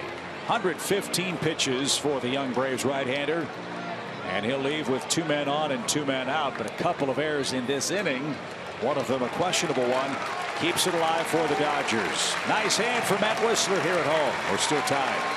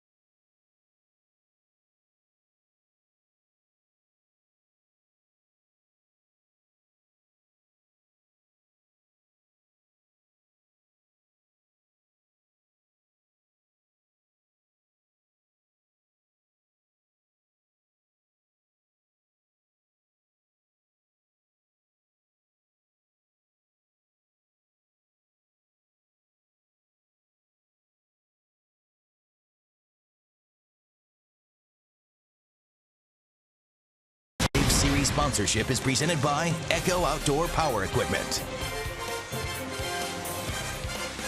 Fans, bring your four-legged friend to Turner Field this Sunday when the Mets are in town. Part of the Bark in the Park ticket pack. You'll also go home with a Braves branded dog leash. Go to Braves.com/bark and get your tickets today.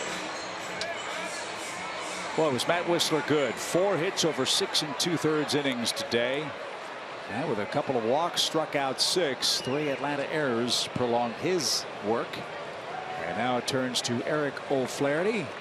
He'll face Corey Seager with 2 outs. Seager just had a little conversation over in the on-deck circle with Adrian Gonzalez, who saw 2 pitches from O'Flaherty last night, hit the second one over the center field wall.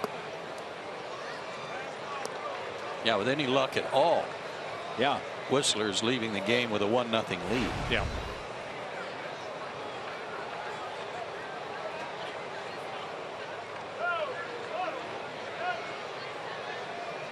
One ball, no strikes.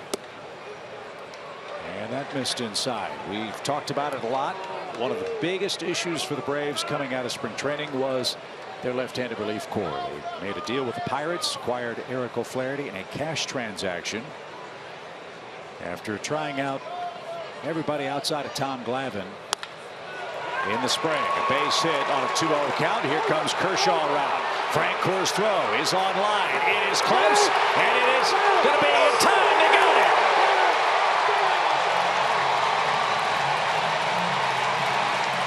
They sent Kershaw. He collides with Tyler Flowers. Frank Core threw him out at the plate. The Dodgers, though, might review this.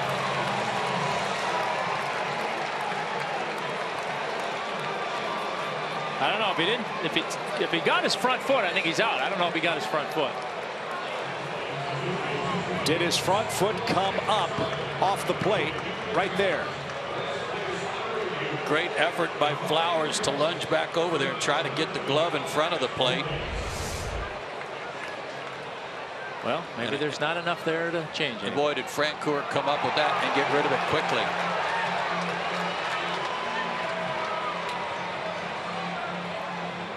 So the Dodgers are challenging the call at the plate. Angel Hernandez said Kershaw was out. The throw was on the first base side of home plate. So Tyler had to catch it and then reach back across. And here's another look. I think he's safe on this picture because Tyler's glove went over to the tuck leg and not the front leg. And the front leg, even if it bounced, I think it got the plate.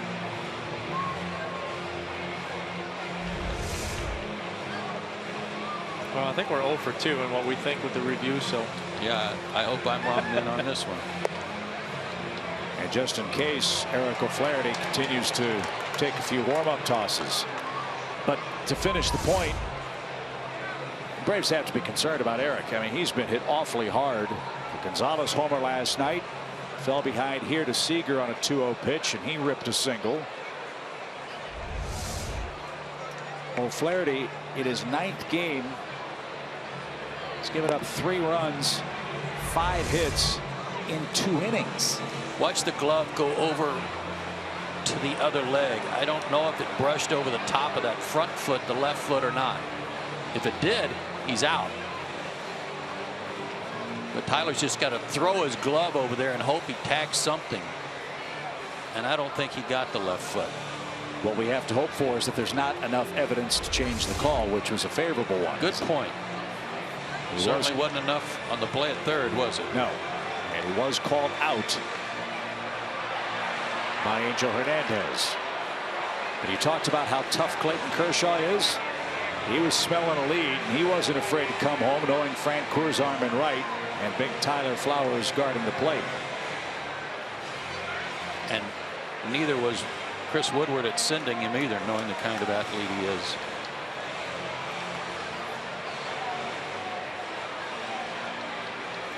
Well, they're taking their time, as they should, at a point that's critical.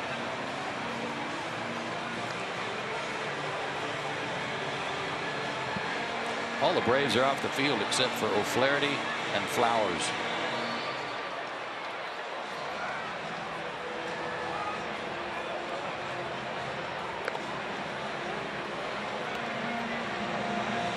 It's amazing now how the game's changed.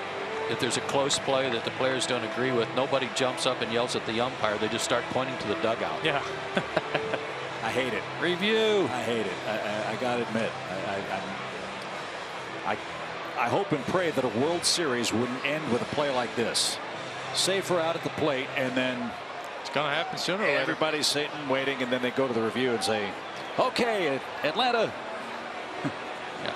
Celebrate. go get them after a long review like this one. And this one is the longest of the day. Well, the longer they look, the more in favor it's got to be of call standing, I would imagine. I agree.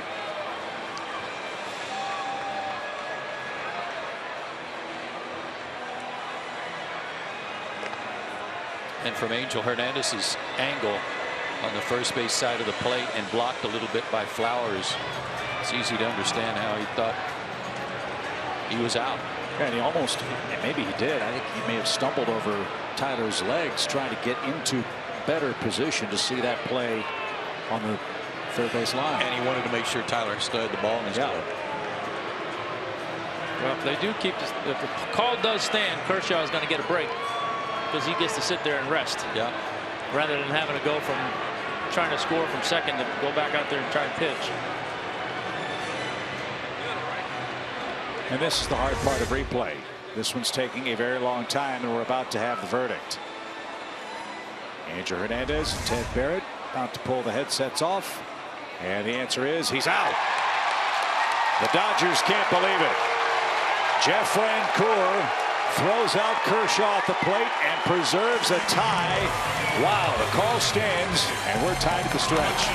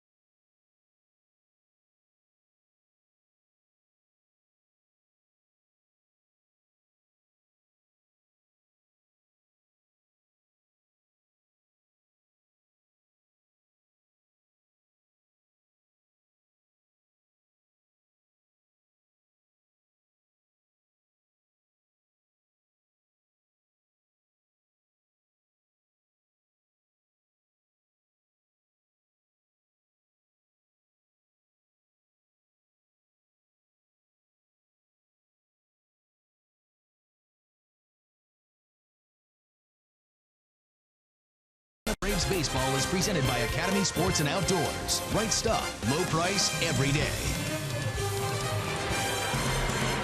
Fans, make sure you join us after the game on Braves Live. We'll recap all of today's action. There's been plenty of it. We'll hear from Freddie Gonzalez and the Braves players themselves on Braves Live, presented by Xfinity, after we wrap up this series with the Dodgers. There's been a little bit of everything today, hasn't there? Whistler and Kershaw locked in a 1-1 game. We've had a couple of controversial reviews. Good defense, bad defense. And what's better than a 1-1 game on a perfect afternoon for baseball? Yeah, a lot of craziness again today, but entertaining. So in the Atlanta 7th, Drew Stubbs, Malik Smith, and then Eric O'Flaherty's spot.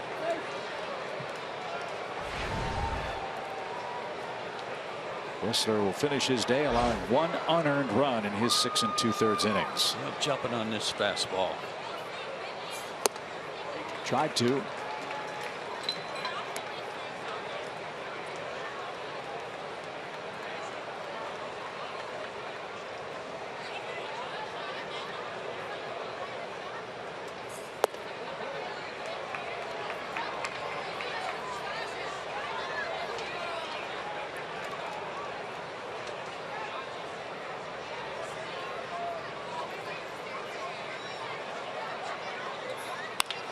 Sharply hit to short. Seager's got it.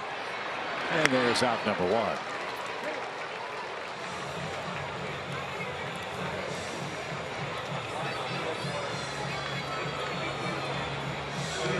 So here's Maddox. He has struck out twice.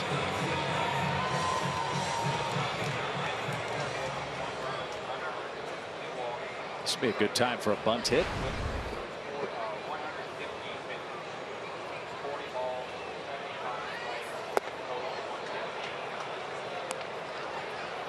Front shoulder flying open a little bit for Alex here. Understandable against a guy of this quality.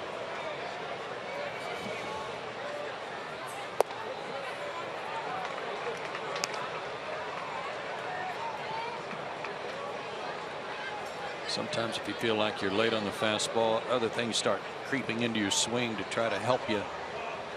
And all they do is slow you down. And Mallix is down swinging for a third time against Kershaw, who now has 8 strikeouts.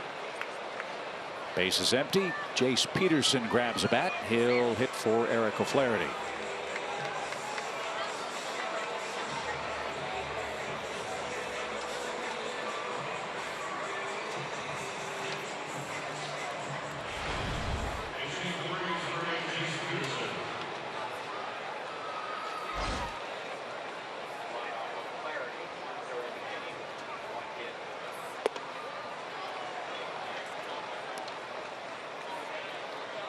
There's another case, 93 fastball, and he checked his swing because it was on him so quick.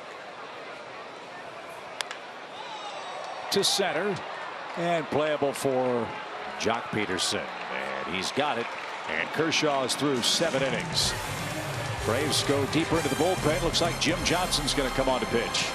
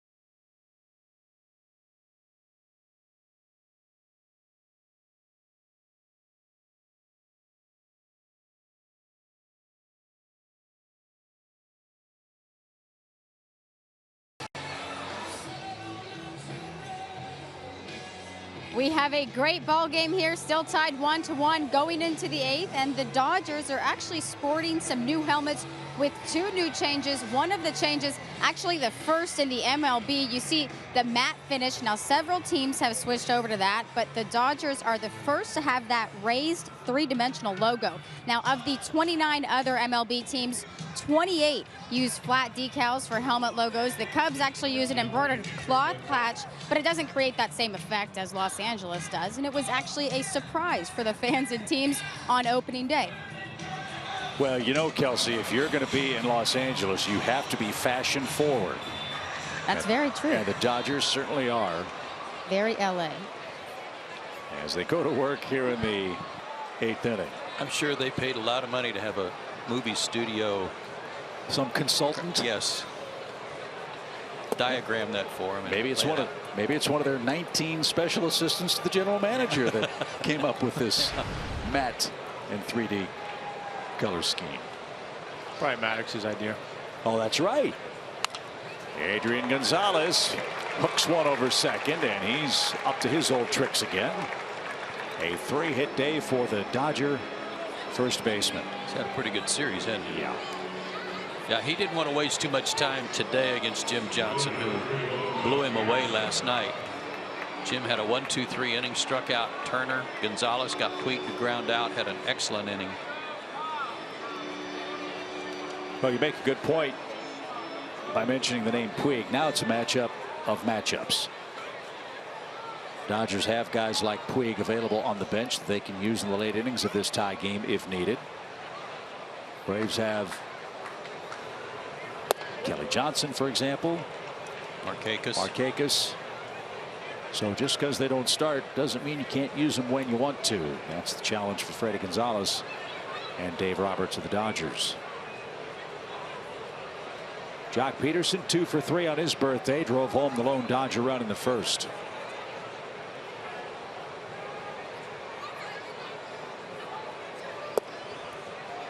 And this was a scenario that we talked about in the game late last night.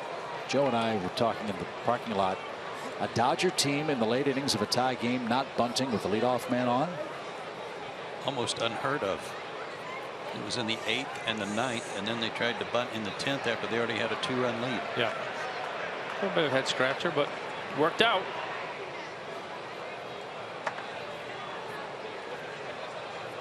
One ball, one strike.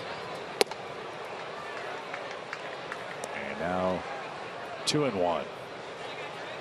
The Mets are here tomorrow night. Hope you make your plans to join us. Friday night fireworks here at Turner Field. Bud Norris and Matt Harvey, who is winless so far this season for the Metropolitans.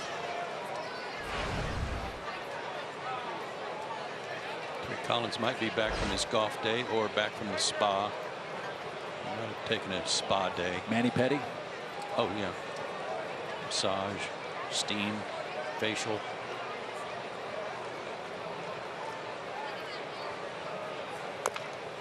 That's fouled at the plate. 2 balls, 2 strikes. Well, the Mets are swinging hot bats.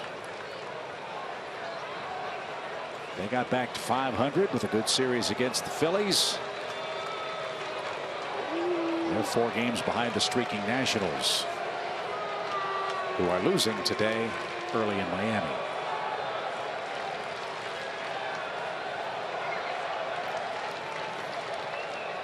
Swing and a miss. Peterson's down on strikes. A 93-mile-an-hour fastball got hit. 1 out.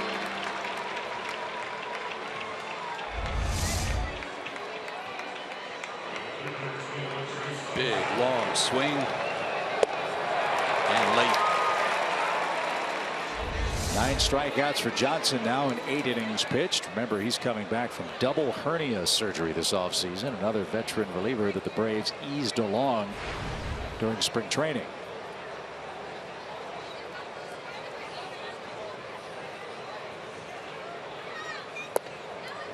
Ball 1 to Trace Thompson.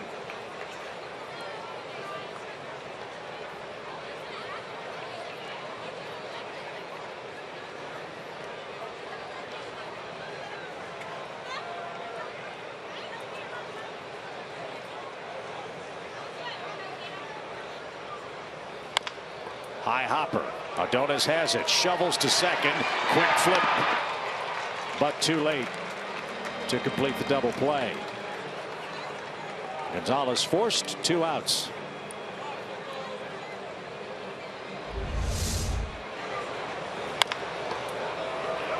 It's all right to cut down on the lead runner. If that ball gets by Garcia, I don't know that Ibar would have had a play at second. He'd have had to go to first.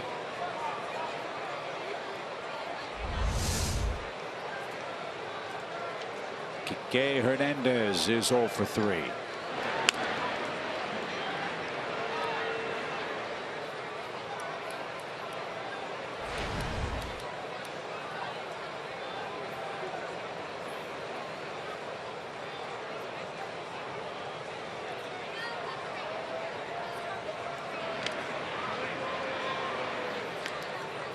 This guy scares me a little bit, Hernandez. Those 8 RBIs and 32 at bats coming into this game, and all those numbers you told us about Chip hitting with runners in scoring position and runners on base. Yeah, those numbers for the Dodger outfielder, lifetime, not just a small sample size, but over his career. A .326 average with men on base and a .347 average with runners at second and third base. And a man that can play everywhere. He's played in 6 different positions in the big leagues. Yeah, and what I remember when he got called up, he was playing a lot of short and third base. He's not going to play short with Seager there. Turner's had 2 good years back to back at third base, so he's found another spot out in the outfield.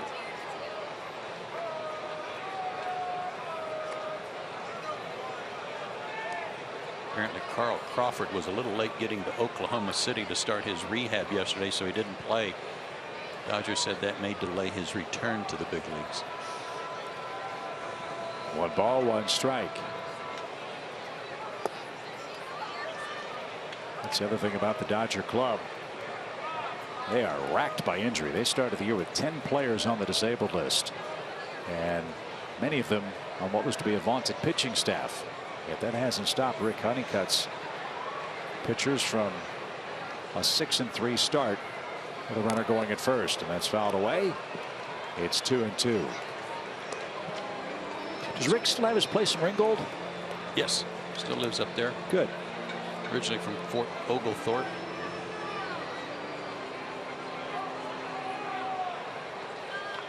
Been there a long time. He's done a great job with that staff over the years. Sure has. One of the good guys too.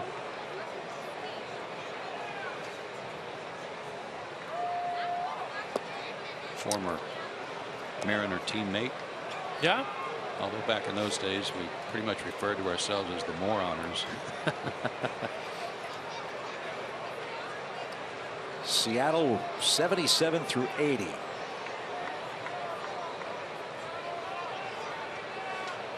Runner goes, and that's outside. Ball 4.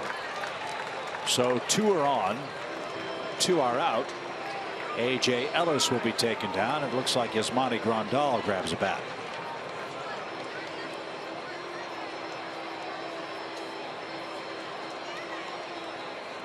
So here's one of those matchups that the Dodgers will employ. And Roger McDowell is out for a word with Jim Johnson. This could have an impact another way. I don't know how much Grandal catches Clayton Kershaw, but if Ellis is his go-to guy every time he starts, and you change catchers late in the ball game, especially if Atlanta can get out of this jam, be interesting to see what effect it might have on Kershaw with a new catcher. Follow Atlanta Braves baseball live with the MLB.com at-bat app. Stay up to the moment at any moment with Game Day, live game video highlights, StatCast, news, and more. Download MLB.com at-bat, the #1 app for live baseball on your phone and tablet.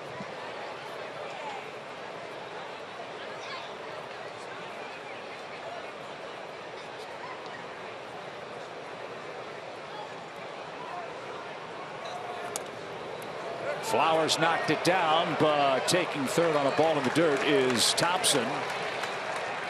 And a wild pitch has Dodger runners at the corners now.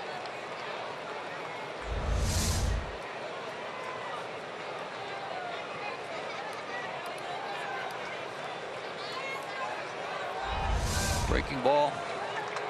Couldn't corral it. Amazing that it didn't hit Grandal.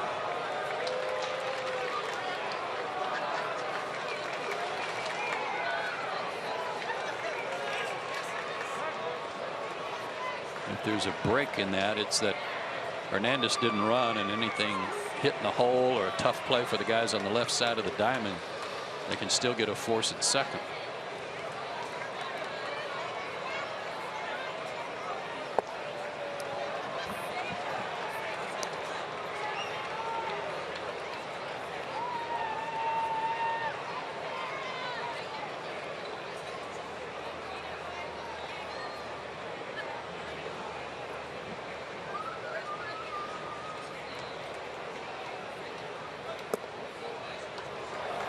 Oh, Grandal with a look back at Angel Hernandez. He thought that ball was down. All help appreciated. 2 balls and a strike. When Ellis made the last out of an inning a couple innings ago, Grandal came out to warm up Kershaw, and it was all fun and games. He and Angel were shaking hands. How you doing? Hey, good to see you again. Not the same relationship. Not so much now.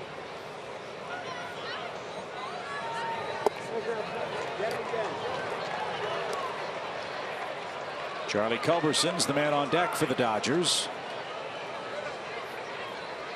It's Jim Johnson's inning. Nobody up. 2 on, 2 out. Tie game, 1 apiece. Outside corner. Now it's full. So Hernandez will be off with the pitch with 2 outs.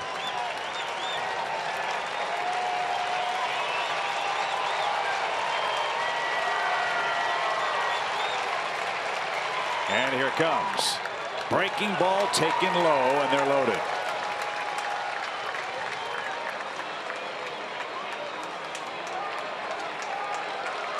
So back-to-back walks.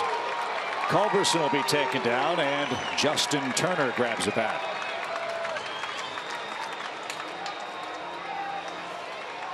Back-to-back games for Jim Johnson last night and into today. Didn't throw that many pitches last night, but he's having to really work hard here this afternoon. And worked in 3 straight games at Miami.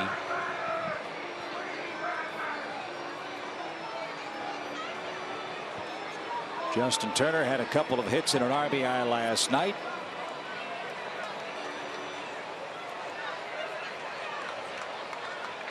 And since joining the Dodgers in 2014, the best batting average in baseball with runners in scoring position overall. He's got 3 aboard here with 2 outs.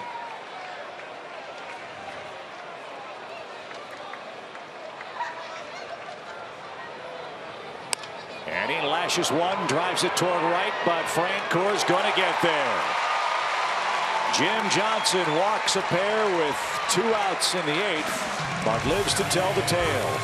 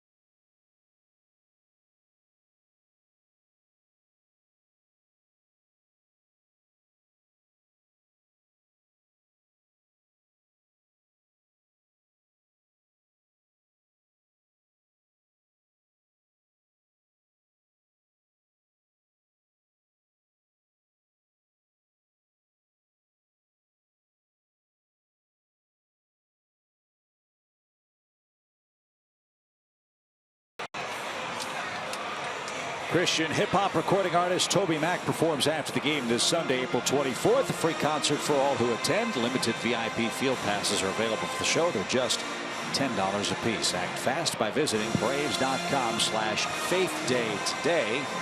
Sunday, Jacob deGrom will pitch for the Mets. The Braves have not announced their starting pitcher. As you see the defensive changes for the Dodgers. Clayton Kershaw's back out there for LA. He'll start the 8th. Aaron Blair's a possibility after 7 no-hit innings in Gwinnett. Mike Foltynewicz's name is a possibility perhaps for the Braves on Sunday. So we'll wait and see.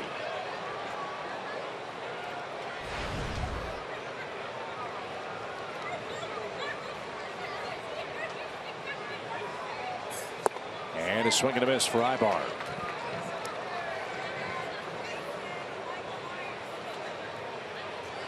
Scored the only run for the Braves. That leadoff double leading to a run in the first.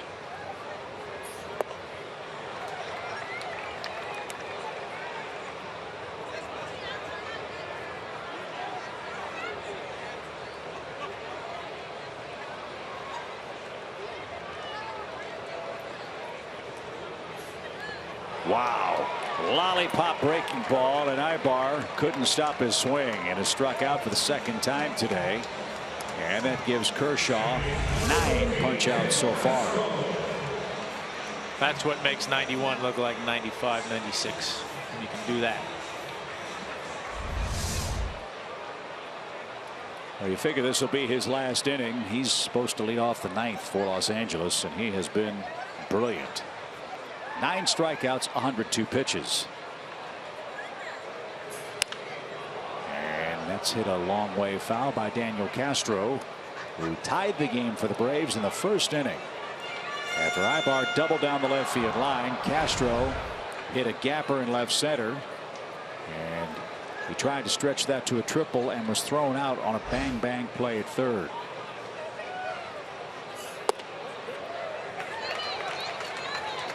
Atlanta had the bases loaded, nobody out in the second with the 8 and 9 hitters up. And after a Malik Smith strikeout, a great stab by Chase Utley started an inning-ending double play.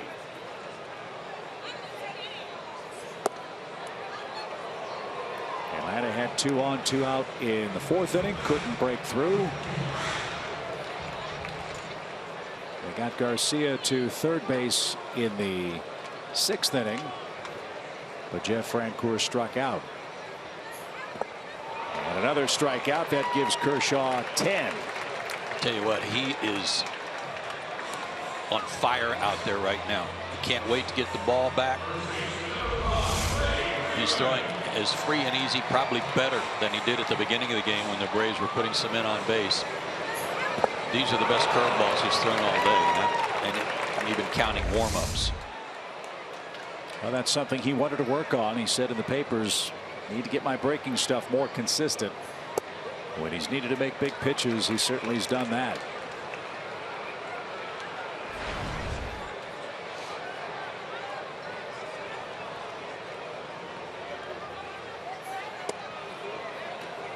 That one just missed. 1 ball, 1 strike.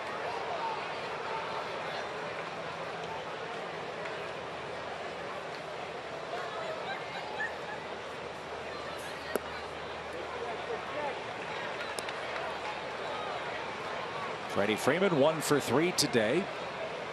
He's 3 for 12 in his career against Kershaw. One of those hits a home run.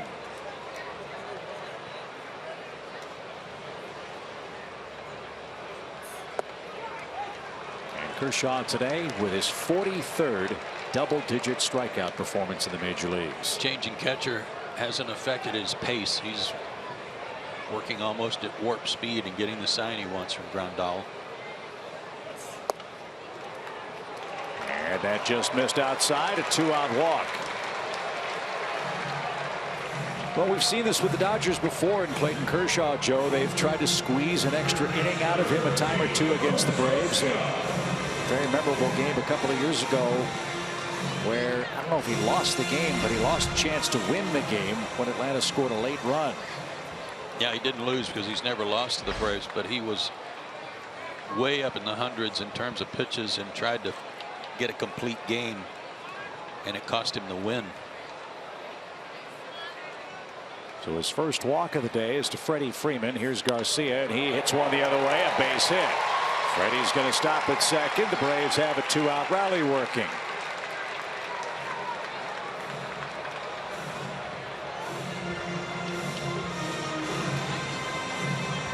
Well, the Dodgers have been putting guys on base late in an inning and threatening to take the lead.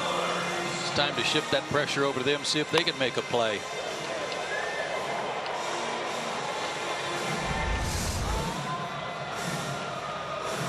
Two-out walks seem harmless, but they are not.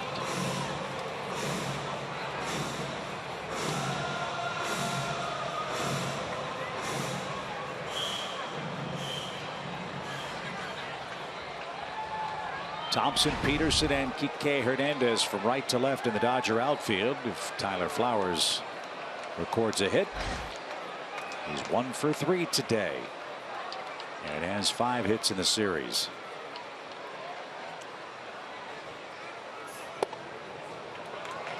That's where they've gone pretty consistently. Trying to crowd him over the inner half because Tyler's been hitting the ball to right all series long. Yeah, he's had a lot of success going that way, so we got to, like we talked about, keep him honest in there.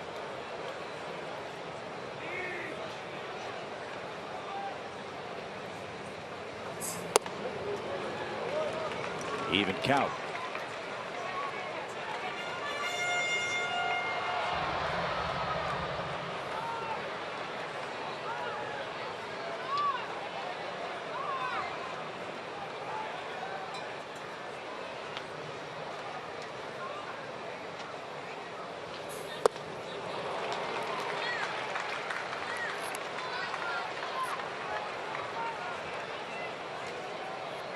1 ball, 2 strikes.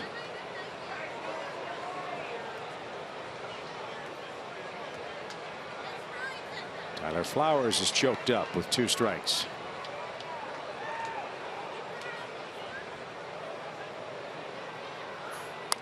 And a bouncing ball toward third. Turner's got it, and that will retire the side.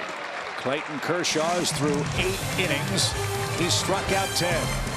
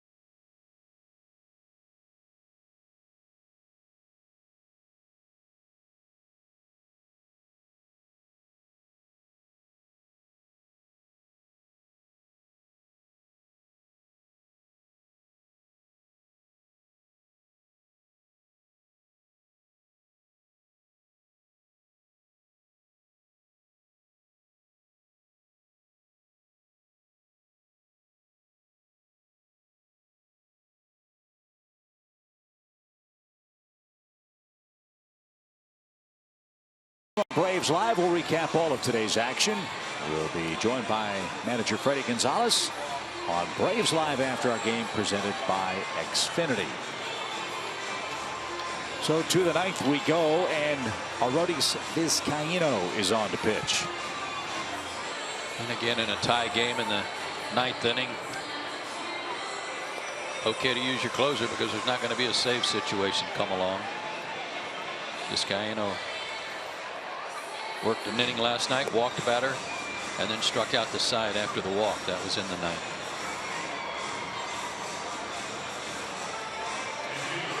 Braves and Dodgers bullpen over the last week. Innings pitched, ERA 1st and 2nd, opponents average 1st and 2nd. Vastly improved numbers for Atlanta.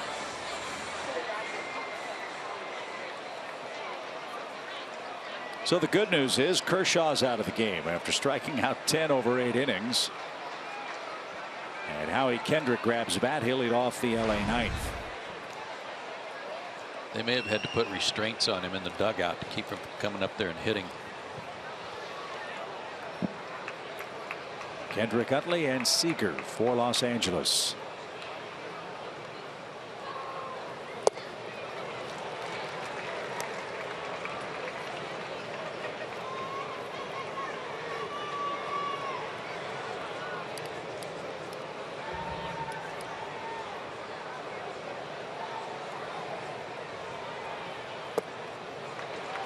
A sweeper was missed badly. 0-2.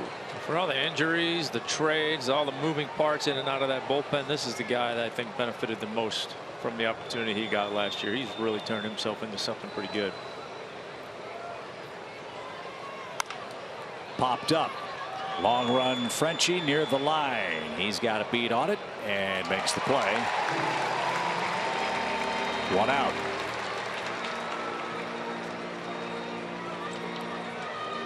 Last year, Arodys Vizcaino by default took over as the closer for the Braves when Jason Grilli got hurt.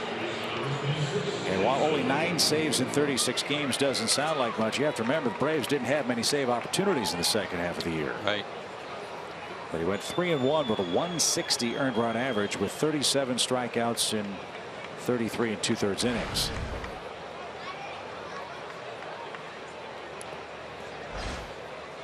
Braves got him back from the Cubs with 3 international bonus slots for Tommy La Stella.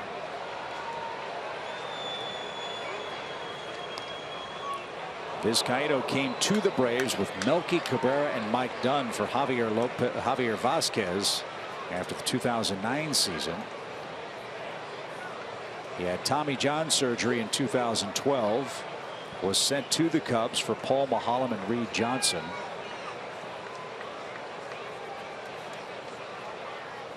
In that 2012 campaign. And a shot by Utley is headed for the right field corner. That's going to bounce off the fence. And Chase Utley is on his way to second. A little bobble by Jeff, but no further advance. And the Dodgers have the go-ahead run in scoring position with one out. Utley just keeps on keeping on against the Braves in this ballpark. Quick hands on a fastball. He's the guy that got it started last night in the 10th inning when they got the 2 runs that were the difference in the ball game. He got a single, stole a base, scored one of the 2 runs.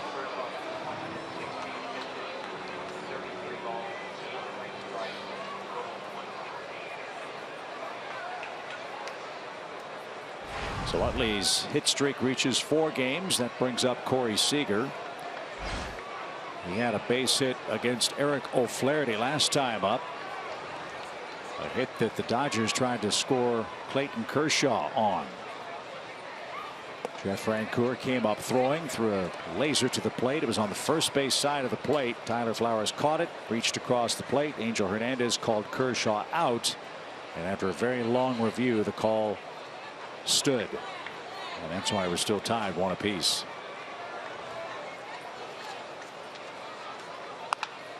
A little dribbler out towards second. Runner to third. Utley's there with 2 outs. See what Daniel Castro just did.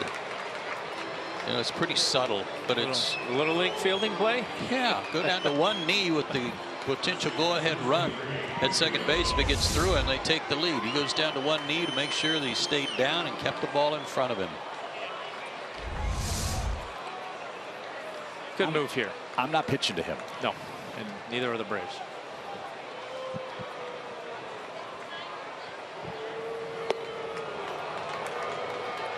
Three more hits for Adrian Gonzalez today. No way will Freddie Gonzalez allow him to pick up a go-ahead hit. So it'll be up to Jock Peterson, who's on deck.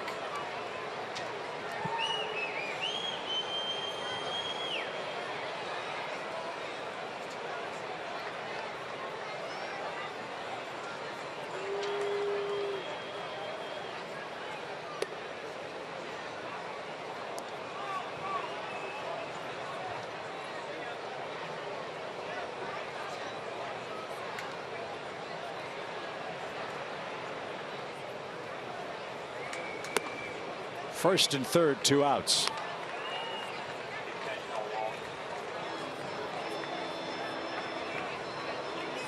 And this guy will be hunting the fastball the whole at bat.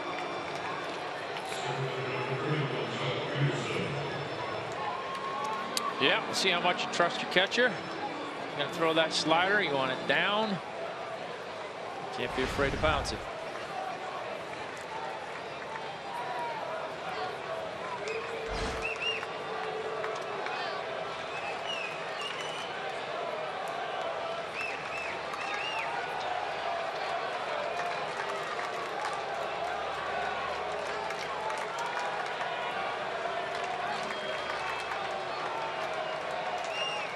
Thompson's on deck with Peterson in the box.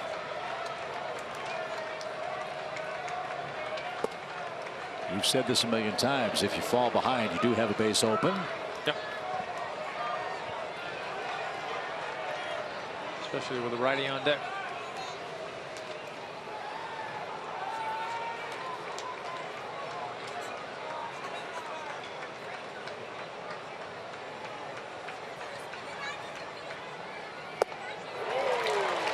Big swing, didn't get it. By my count, the last position player the Dodgers have left is Yasiel Puig. I believe that's right. Good breaking ball over the top of it. Again, Trying his best, Peterson, to hit a ball 9 miles on the fastball. Didn't get it.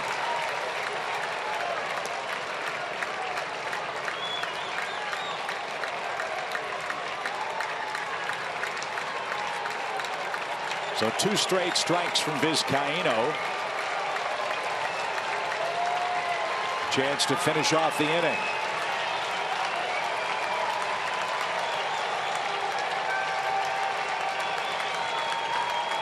You can throw a fastball here, but nowhere near the plate. Yeah, just throw it where you can't hit it.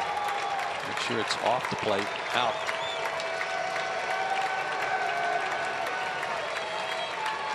Swing and a miss. It was a slider, and Peterson fires the bat away in disgust. L.A. Strange 2 more in the top of the 9th inning. The Braves have a chance to walk off. They need a run. It's a 1-1 classic.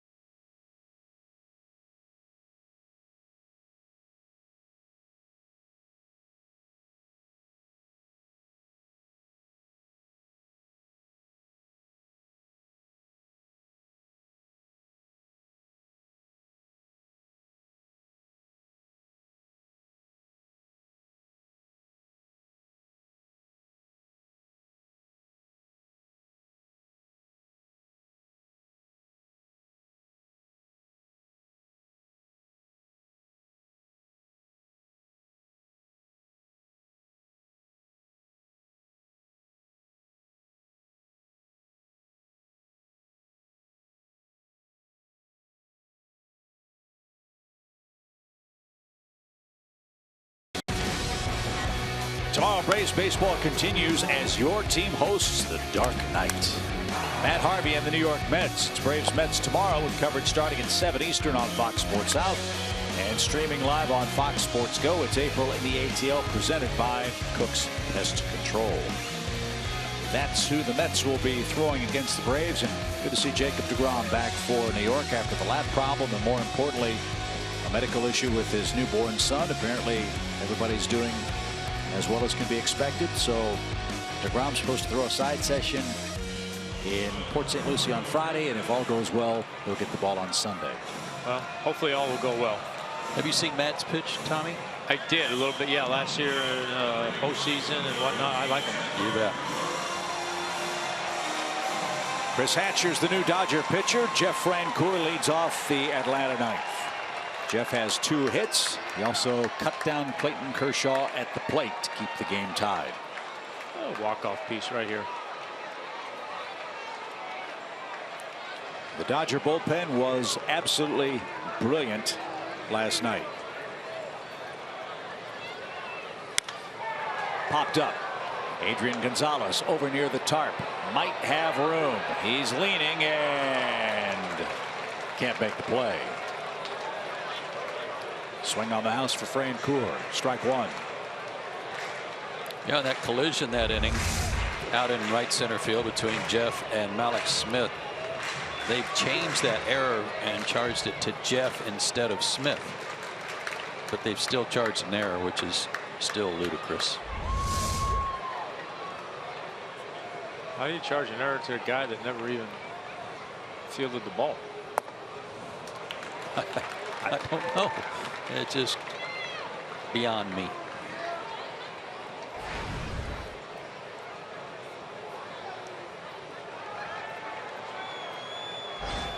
One ball, 1 strike for Jeff Francoeur. And he was swinging for the downs and got a 95-mile-an-hour fastball. Yeah, this guy can rush it up there. Braves got 1 hit and 1 walk over the final 6 1/3 against the Dodger pen last night.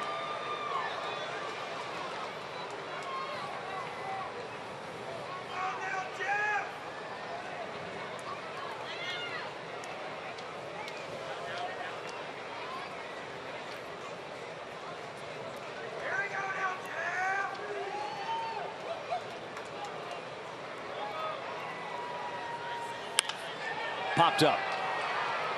Utley and Gonzalez. It will be Chase Utley. And there's the first out.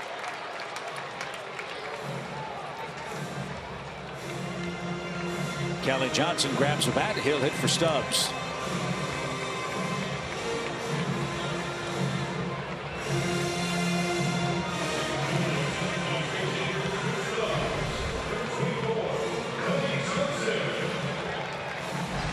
We've said it once, we've said it 100 times. You know Kelly can hit a fastball. Maybe he can go into launch mode for the Braves.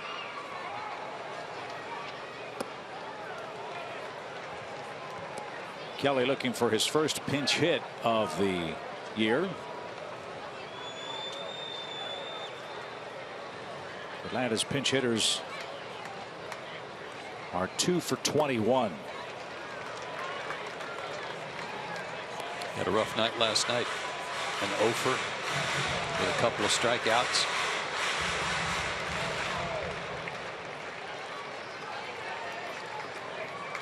Did not face Hatcher.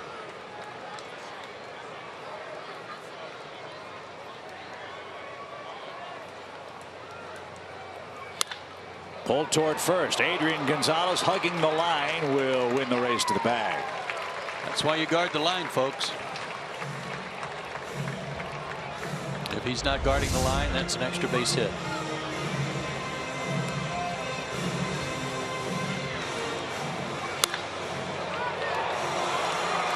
He makes all those plays look so easy, doesn't he?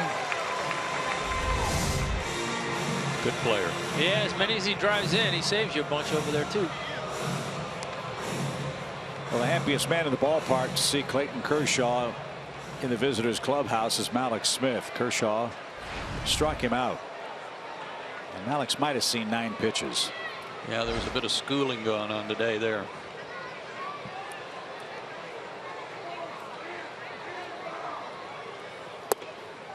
But Mallex will have his day.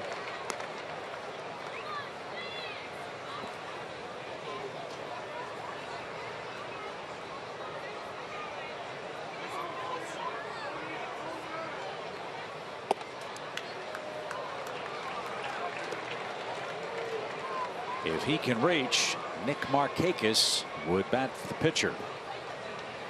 If he could reach, you'd like to think he'd be running too. Try to get in scoring position for Nick.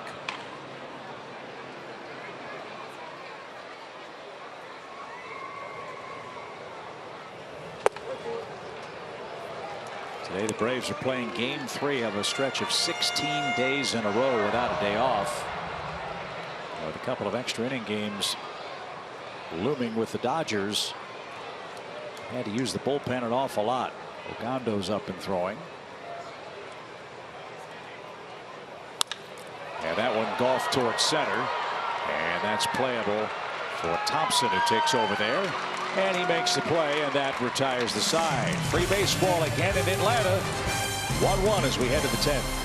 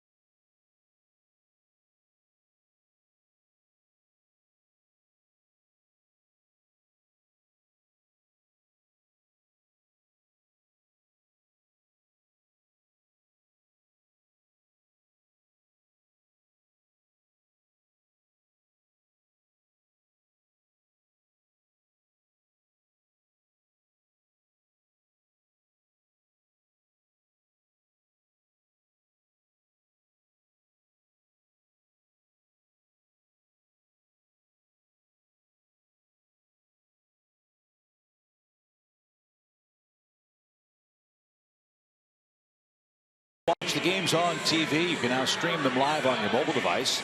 Just go to your app store and download the free Fox Sports Go app. Log in and stream the Braves wherever you go. Well, we got what we hoped for, and that was a very well pitched game today. Matt Whistler and Clayton Kershaw locked in a 1-1 game. As you see the defensive changes for the Braves. Both runs scored in the first inning this afternoon. The Dodger run, an unearned run. As Alexio Gondo, the latest to stride out of the Braves bullpen. Gondo will go to work in the Dodger 10th. He's been a busy man. Been working a lot out of the bullpen and came in relief of Grilly last night. 2/3 of an inning, gave up a hit in the 10th.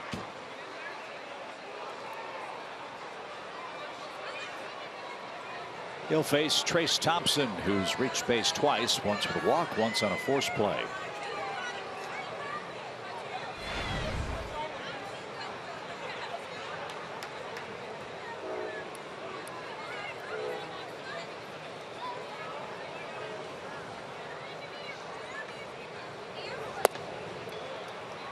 And that's taken low. 1 ball, no strikes.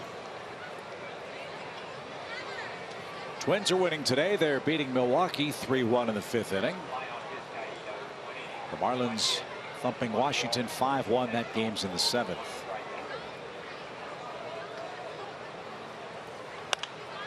Now the play by Thompson, foul. 1 ball, 1 strike.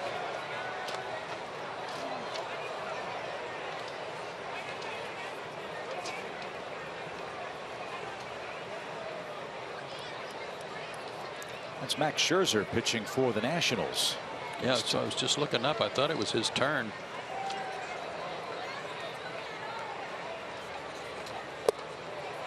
'94 and right on by Trace Thompson. 1 ball, 2 strikes.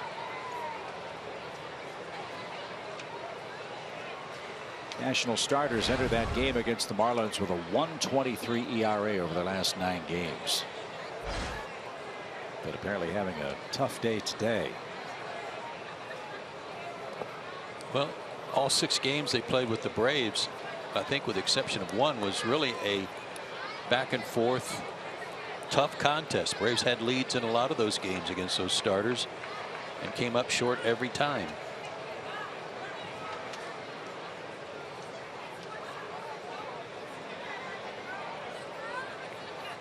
Six of Washington's 11 wins have come against the Braves this year. As Thompson missed a high breaking ball in on his hands, and Ogando has the first out.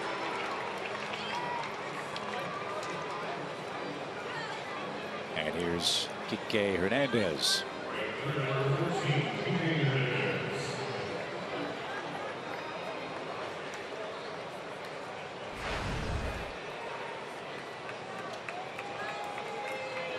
Goal for 3 day for Hernandez.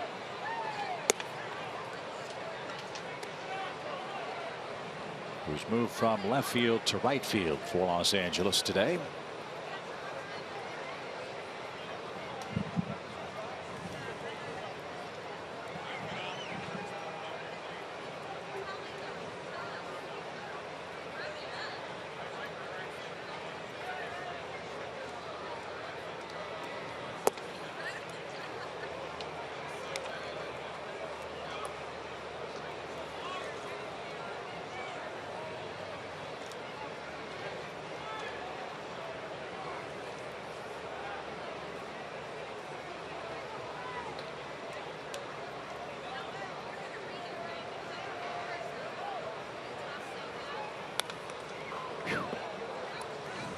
Two balls and a strike.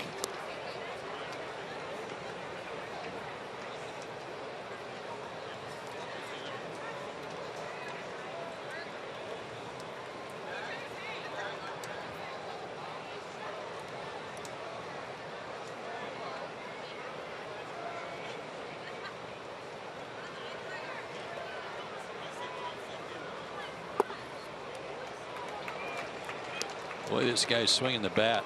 Hernandez, he's probably going to start taking some playing time away from Howie Kendrick,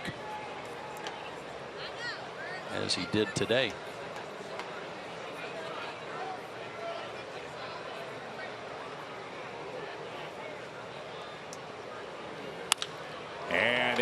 drive in front of Francoeur for a 1-out hit.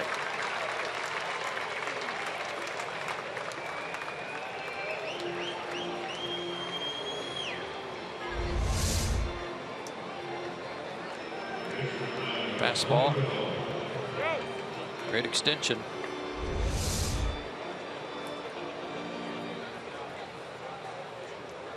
So the man with the Fabio-like locks for Los Angeles stands at first. Kike Hernandez, and here's Grandal. He came on in the 7th inning and was walked. A.J. Ellis started. He's the catcher for Clayton Kershaw. Grandal came up with 2 men on and 2 out. It's not much of a stolen base threat. The most stolen bases Hernandez has had in any one season was his very first year in rookie ball, and he stole 8.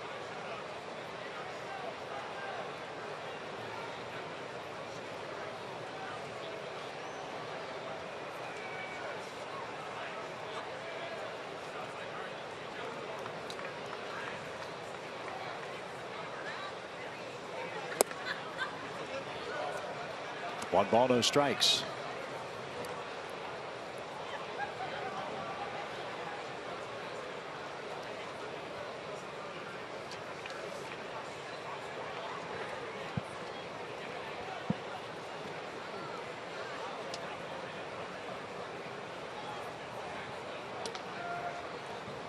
Wind's been playing tricks most of the day today. It's changed direction about 3 or 4 different times. It's blowing now the way the day began, out toward the left center field gap. Braves play Grandal as a pull hitter. And he smokes that one towards center, and it's curling away from Alex Smith. And that's going to bounce off the fence. Here comes Hernandez around third. Braves missed 2 cutoff men, and that cost them any chance to get Hernandez at the plate. And the Dodgers have taken a 2-1 lead.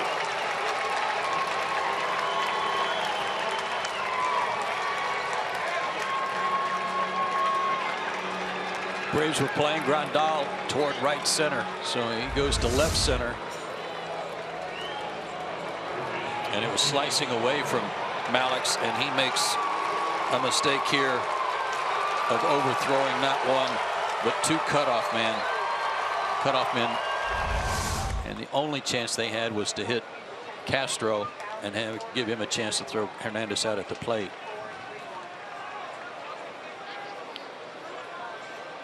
So Los Angeles takes a 2-1 lead. And Justin Turner is the batter. He flied out with the bases loaded in the 8th.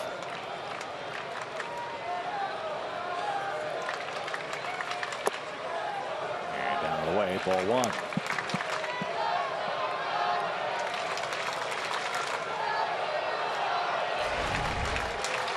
This will be the last game the Dodgers play at Turner Field in Atlanta. Historically, they have not had very much luck in this facility. But they lead right now, and if it holds, they'll win the final series played between these clubs in this ballpark. Braves lead the all-time series at Turner Field 41-30.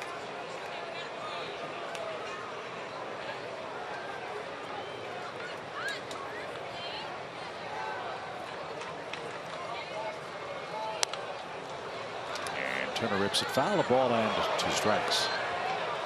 Another one in there, Booth. There's 2 today.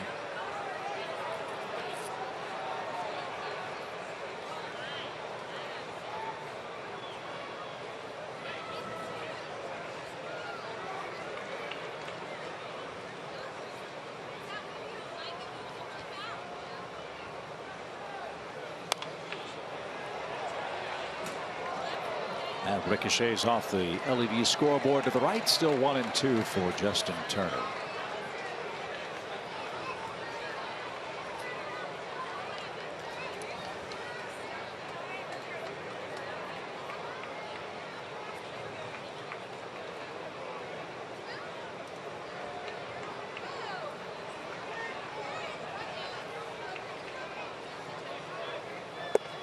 Strike 3 called, 2 out.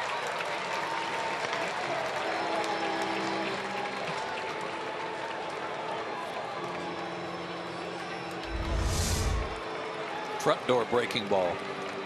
Yep, throws him. Got him to flinch for a second. Good pitch. Well, many will talk about the Grandal double in the 10th. To this point, the play of the game was turned in by the Dodger defense. That Utley double play really hurt. Bases loaded, 1 out. If he doesn't get it, Braves get a couple of runs. And he's the man on deck. Let's worry about him in Los Angeles. 1 ball, no strikes for Howie Kendrick.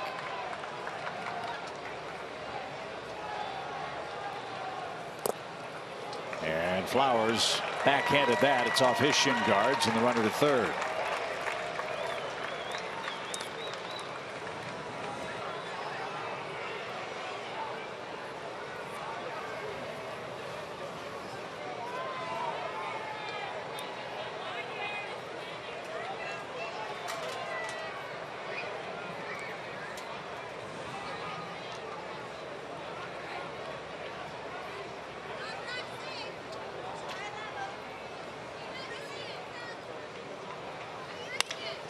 Fly ball right, and Markakis is there, and that'll send us to the bottom of the 10th inning. The Braves need 1 to tie, 2 to win. Grandal, a big go-ahead RBI for Los Angeles.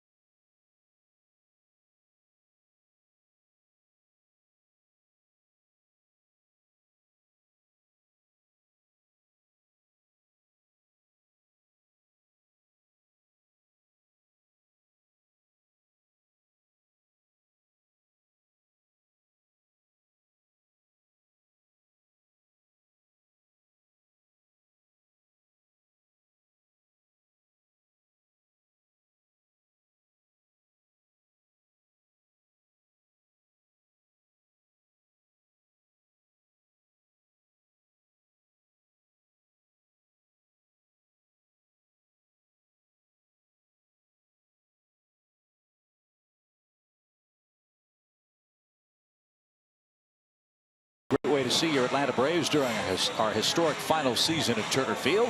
You'll save off the regular game price and custom build your 4-game plan, or pick a popular one like the bobblehead, Friday night fireworks, or Sunday's Kids Day plans by visiting Braves.com/4game. Biggest play in the game from the Braves perspective came in the home second. Luckett might get up the middle for a base hit for Whistler. Instead, bases loaded, nobody out, a strikeout, and then this double play. Great play by Utley. That kept it 1-1, and that got Clayton Kershaw going. Kershaw gave up a season-high 10 hits in 8 innings. He also struck out 10. And after Chris Hatcher's perfect inning in relief, now the Dodgers with the lead turn things over to Kenley Jansen, who has been darn near perfect all year. Picked up his 6th save last night. 1-2-3 inning in the 10th. A strikeout and 2 ground ball outs that were not hit hard.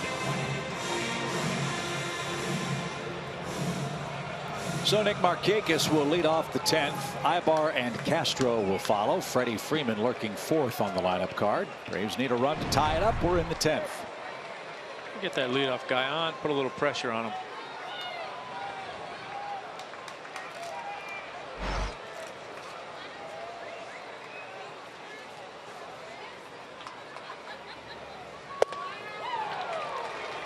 Strike 1 to Markakis. If you weren't with us last night, Jansen throws hard, low to mid-90s, but almost every fastball is a cutter.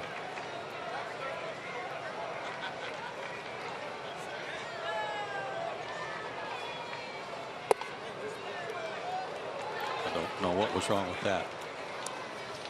Good for Nick that it's an even count.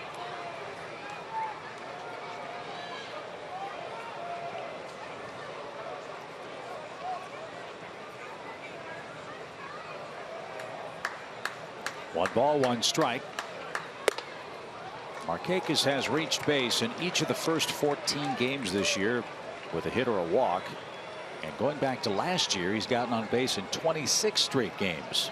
And he's got a tough assignment now with Kenley Jansen, who's held the league to a 2 for 22 average.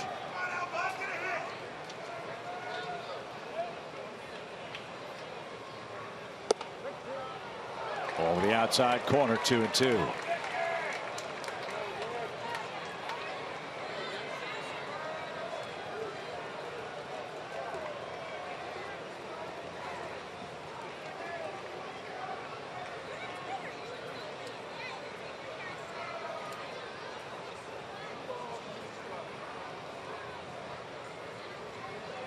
And a swing and a miss takes care of Markakis. One out in the Atlanta 10th.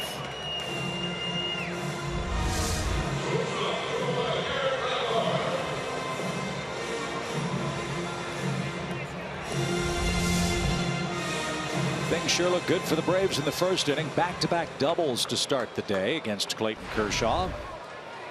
Ibar ripped it right down the third base line and scored on Castro's two-base hit.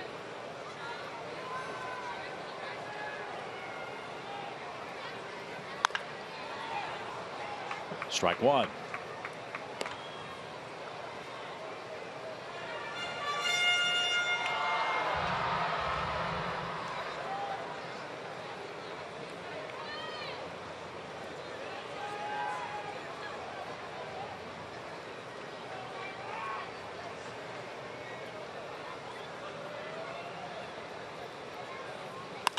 A line drive to left. It's a fair ball.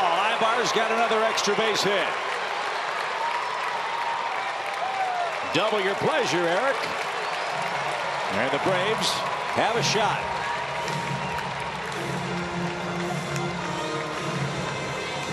Pulled one down that same corner off of Kershaw, and now goes the other way on Kenley Jansen. Braves still alive, tying run in scoring position with one out.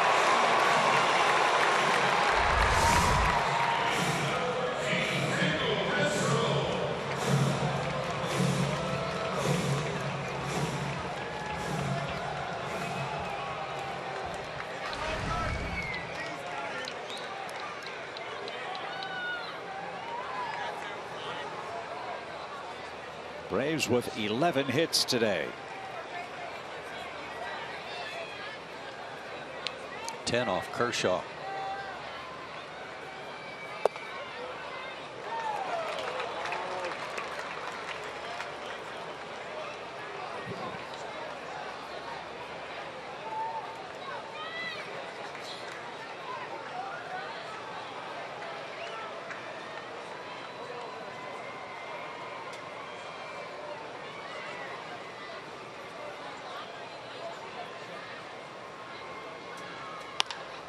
Driven to right. Puig checks in, makes the catch. Tagging at second, heading to third is Ibar. Ball got away, but not far enough.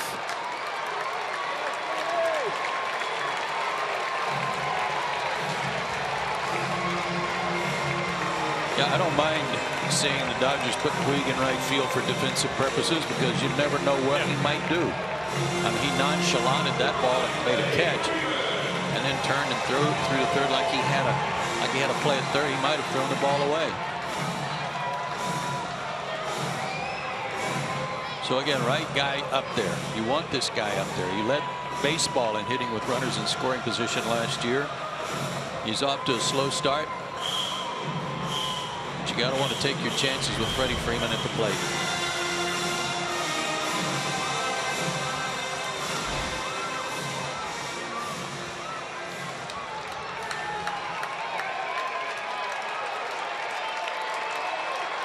hit ties it, a homer wins it.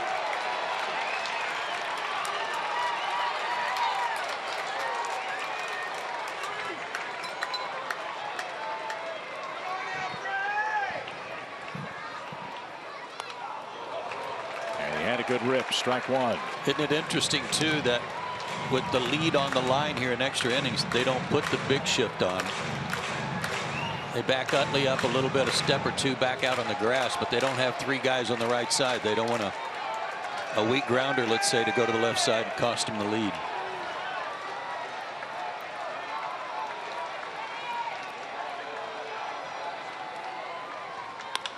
High fly ball center.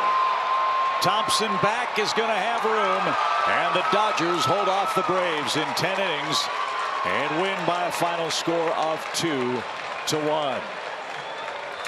The Dodgers break through. Atlanta's defense problematic, and unearned run really hurt in the first inning, and that great double play by Chase Utley set the stage for Los Angeles.